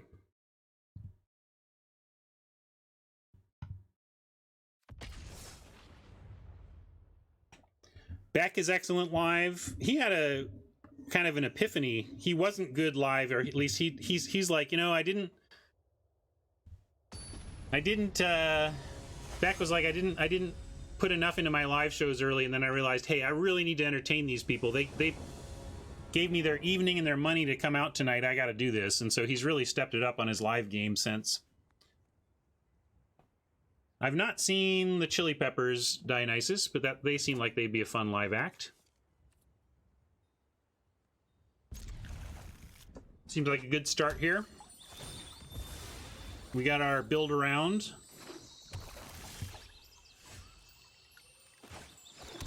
Mainly we want some land with this hand, so we're going to scry for land unless we get Insano cards. We're going to send the queen down and just try to keep the land flowing.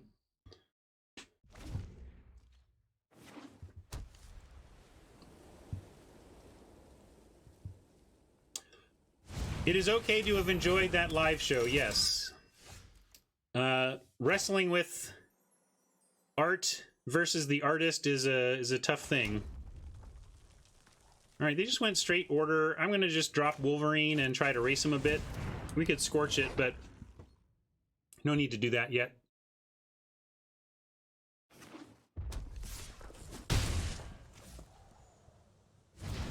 Well, you're not so sure that he's allowed to have enjoyed a show that he saw before he had concerns about the morality of the performer? I mean, what are you going to do?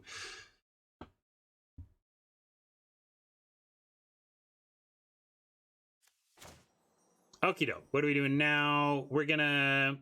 Dropping Pyromancer is a little risky because she might just get snapped off, but I'm not gonna not do it. Although, maybe I'll send in the Wolverine because we have an instant speed loot. So if they want to try and block the Wolverine, we'll take a moment off from Pyromancer and go ahead and just take the 1 for 0.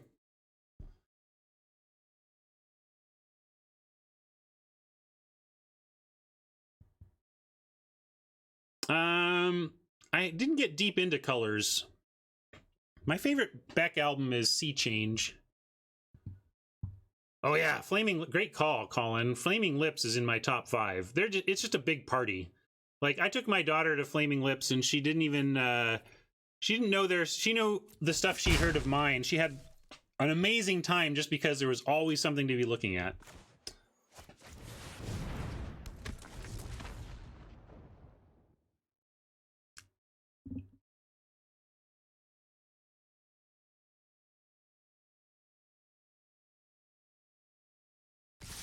Not okay to admit that you enjoyed a Michael Jackson show in 1995 or whatever? I don't understand. I don't understand how that's a thing. I'm not going to put Pyromancer at risk. It's not worth 2 points of damage to lose our rare to some... Yeah, they had it anyway, but I was going to make him have a real removal spell.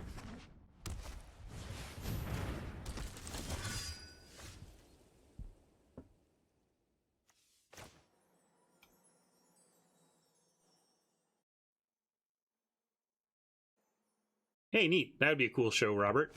Surprise Billy Joel. How are we going to win this game, meanwhile? Because we just lost our cool build around, and she ain't coming back. Yeah, Rummage the Mountain and play is fine. Let's do that. But I can attack first.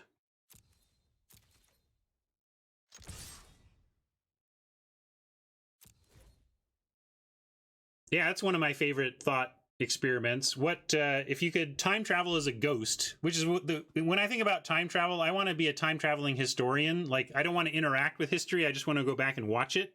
And I would love to go back and like see Woodstocks. You know, watch artists I love who've passed away before I was even aware of their existence. You know, right? That's why I said Woodstock. Like, might as well see Hendrix at Woodstock, right?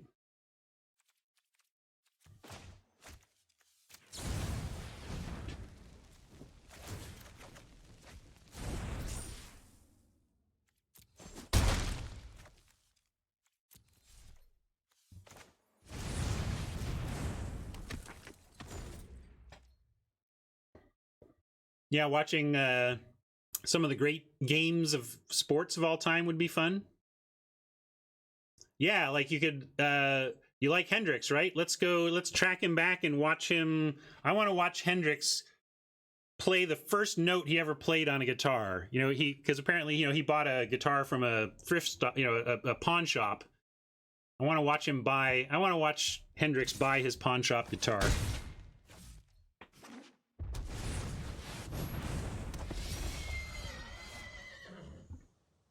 Buckley would be great, Dionysus. Catching a Buckley show. Dionysus, there's a podcast on the song Hallelujah that you should check out. The fact that Buckley's version of Hallelujah exists at all is a miracle. It's totally worth. Yeah, try to find that. Somebody find that podcast and link it. It's amazing. Yeah, I think it was Gladwell's. Actually, I was going to play the Sanctuary, but we might want to crack the well main here and find a regular island so that we can Sanctuary back something like removal. And we're at 12 though, so I don't know if we have the time for that. I'm going to do it. Again, I'm chatting and trying to play. All right, we found this. And now we have So Tiny available, which I'm going to keep over the Cauldron. And I'll go ahead and attack here. What does not attacking get us? It gets us the ability to block. Yeah, I'm going to attack here. They can trade. That's fine. I could have even So Tiny to save it, but I want to wait and do that on... I'm happy to use my creature as removal there. So I'm going to use So Tiny as removal on something else. Probably the Flyer. Kind of just knocks it completely out of commission as a non-blocker. Although in here we can use it on the Unicorn and have good blocks. So I'll use it on the Unicorn. It lets us block right now as our life total is low, and then we can Dragonfire the Order.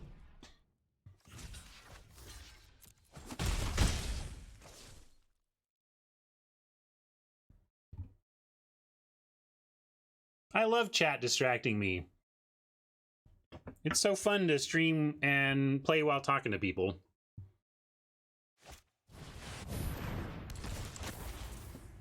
Jason would have loved to see Nirvana before they exploded. Well, you should talk to my wife, who put on the first Nirvana show at Evergreen State College before they exploded. She knew Kurt and the boys. I don't know if she'd call them friends, but they were certainly acquaintances and friends of her friends and everything. Let's see. Here, I think we need a Dragonfire. Well, we're okay. What can we do? What two things can we do? We can do Cauldron and Dragonfire. That's good. And if we Dragonfire first, we can get it back.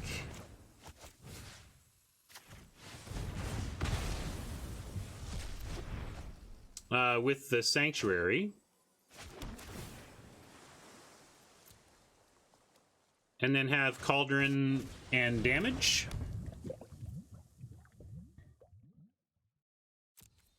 And if we don't want to use the Cauldron, we can actually loot or rummage with the Merchant.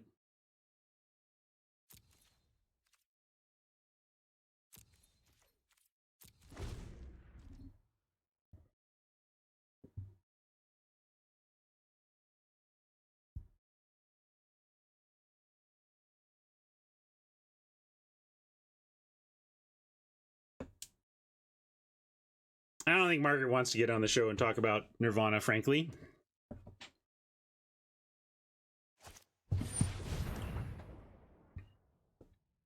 Trapped in the tower. So now we got to decide whether we're firing this off or looting.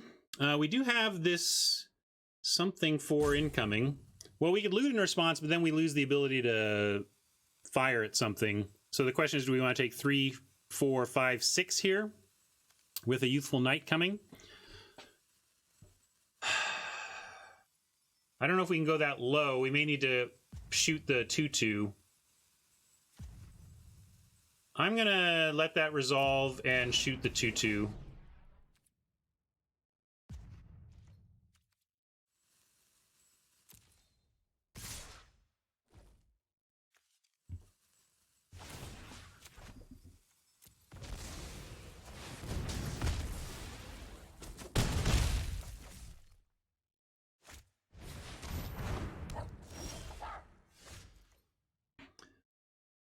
And we get, it's not amazing, but we can play this land and have a 1/4 and a Dragonfire.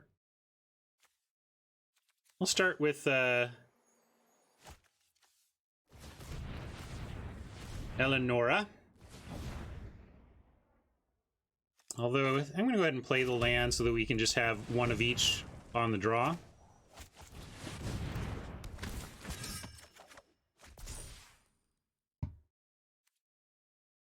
They know about our Dragonfire, but we may need to combine kill here. Although, no, this has a nice bounce block. Sorry, I missed that. So this is good. Now we have a bounce block on the witches, and we can Dragonfire the flyer. So I probably should have just done that on their turn, or on our turn. I was a little caught up in figuring out what combat was going to look like, but had I solved that whole situation, I would have fired this off on our turn, because now if they have some response here, that's a little bit rough. I don't know if there's anything that changed, like, there's that red thing that says, like, attacking creature gets +2/+2, so I wanted to at least kill it before it got into combat.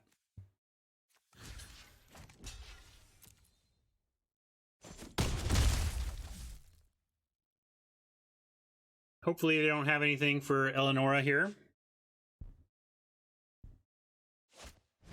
All right, they don't.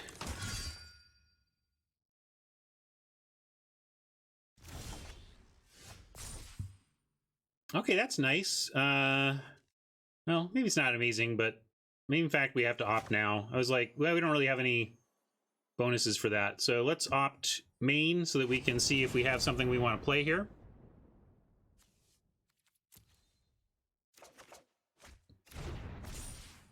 That's very nice. That's very nice. And it's instant. We're going to hold all this up. Is there a ping for 1 in the set? There is the uncommon 3/3 that pings on tap.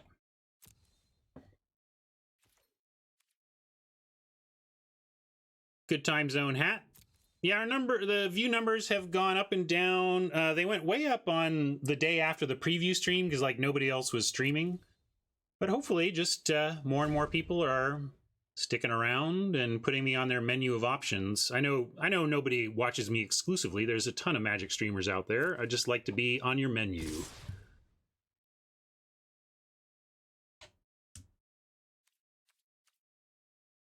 Well, we're going to try and do this because we have the Didn't Say Please and we have the red cap.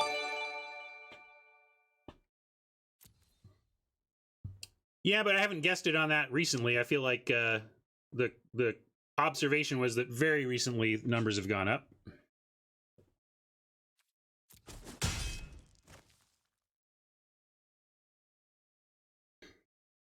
Some say I never heard of ya. Thank you, Whiskey Man.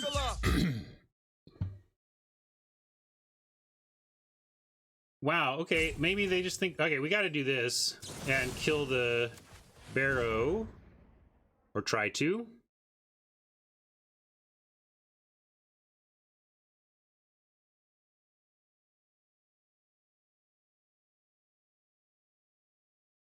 Yeah, much like Magic, there's definitely an ebb and flow of interest in my stream. There's an ebb and flow of interest in my stream that matches the ebb and flow of interest in Magic in general. Oh, that's a good good place to have a counter spell.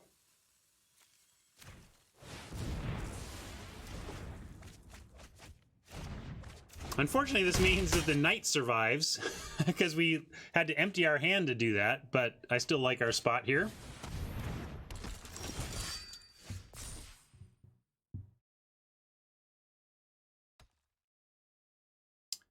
Bad draw that, but we are also not dead, and we at least have a card in hand now to threaten these knights if they want to try and attack. That's true. This is now... The unicorn is extra lonesome now because it got tiny. It's hard to find friends when you're a tiny unicorn. That's funny. They They put back enough to actually undo it. Funny. Are we just dead? Why are they attacking? Maybe we're just dead. I guess we find out. We must be dead. Oh well.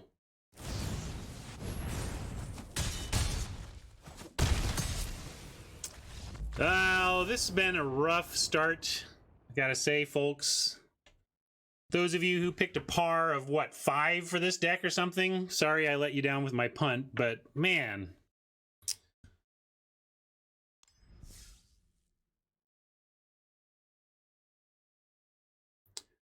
James, I have been saying that way too often the last 2 days. Way too often.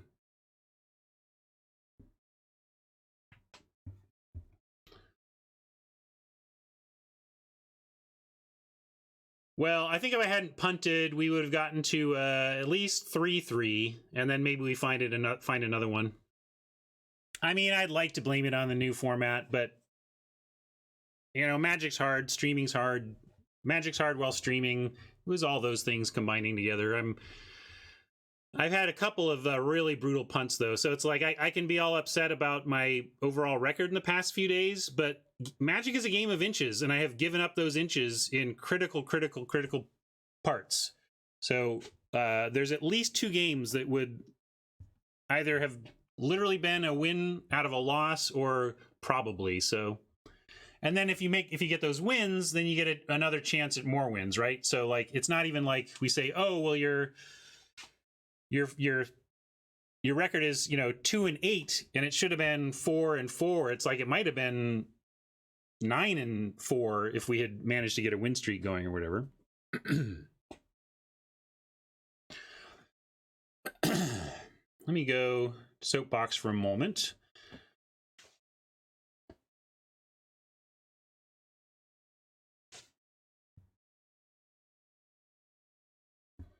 Yeah, it's been a fight to keep the wins we had too.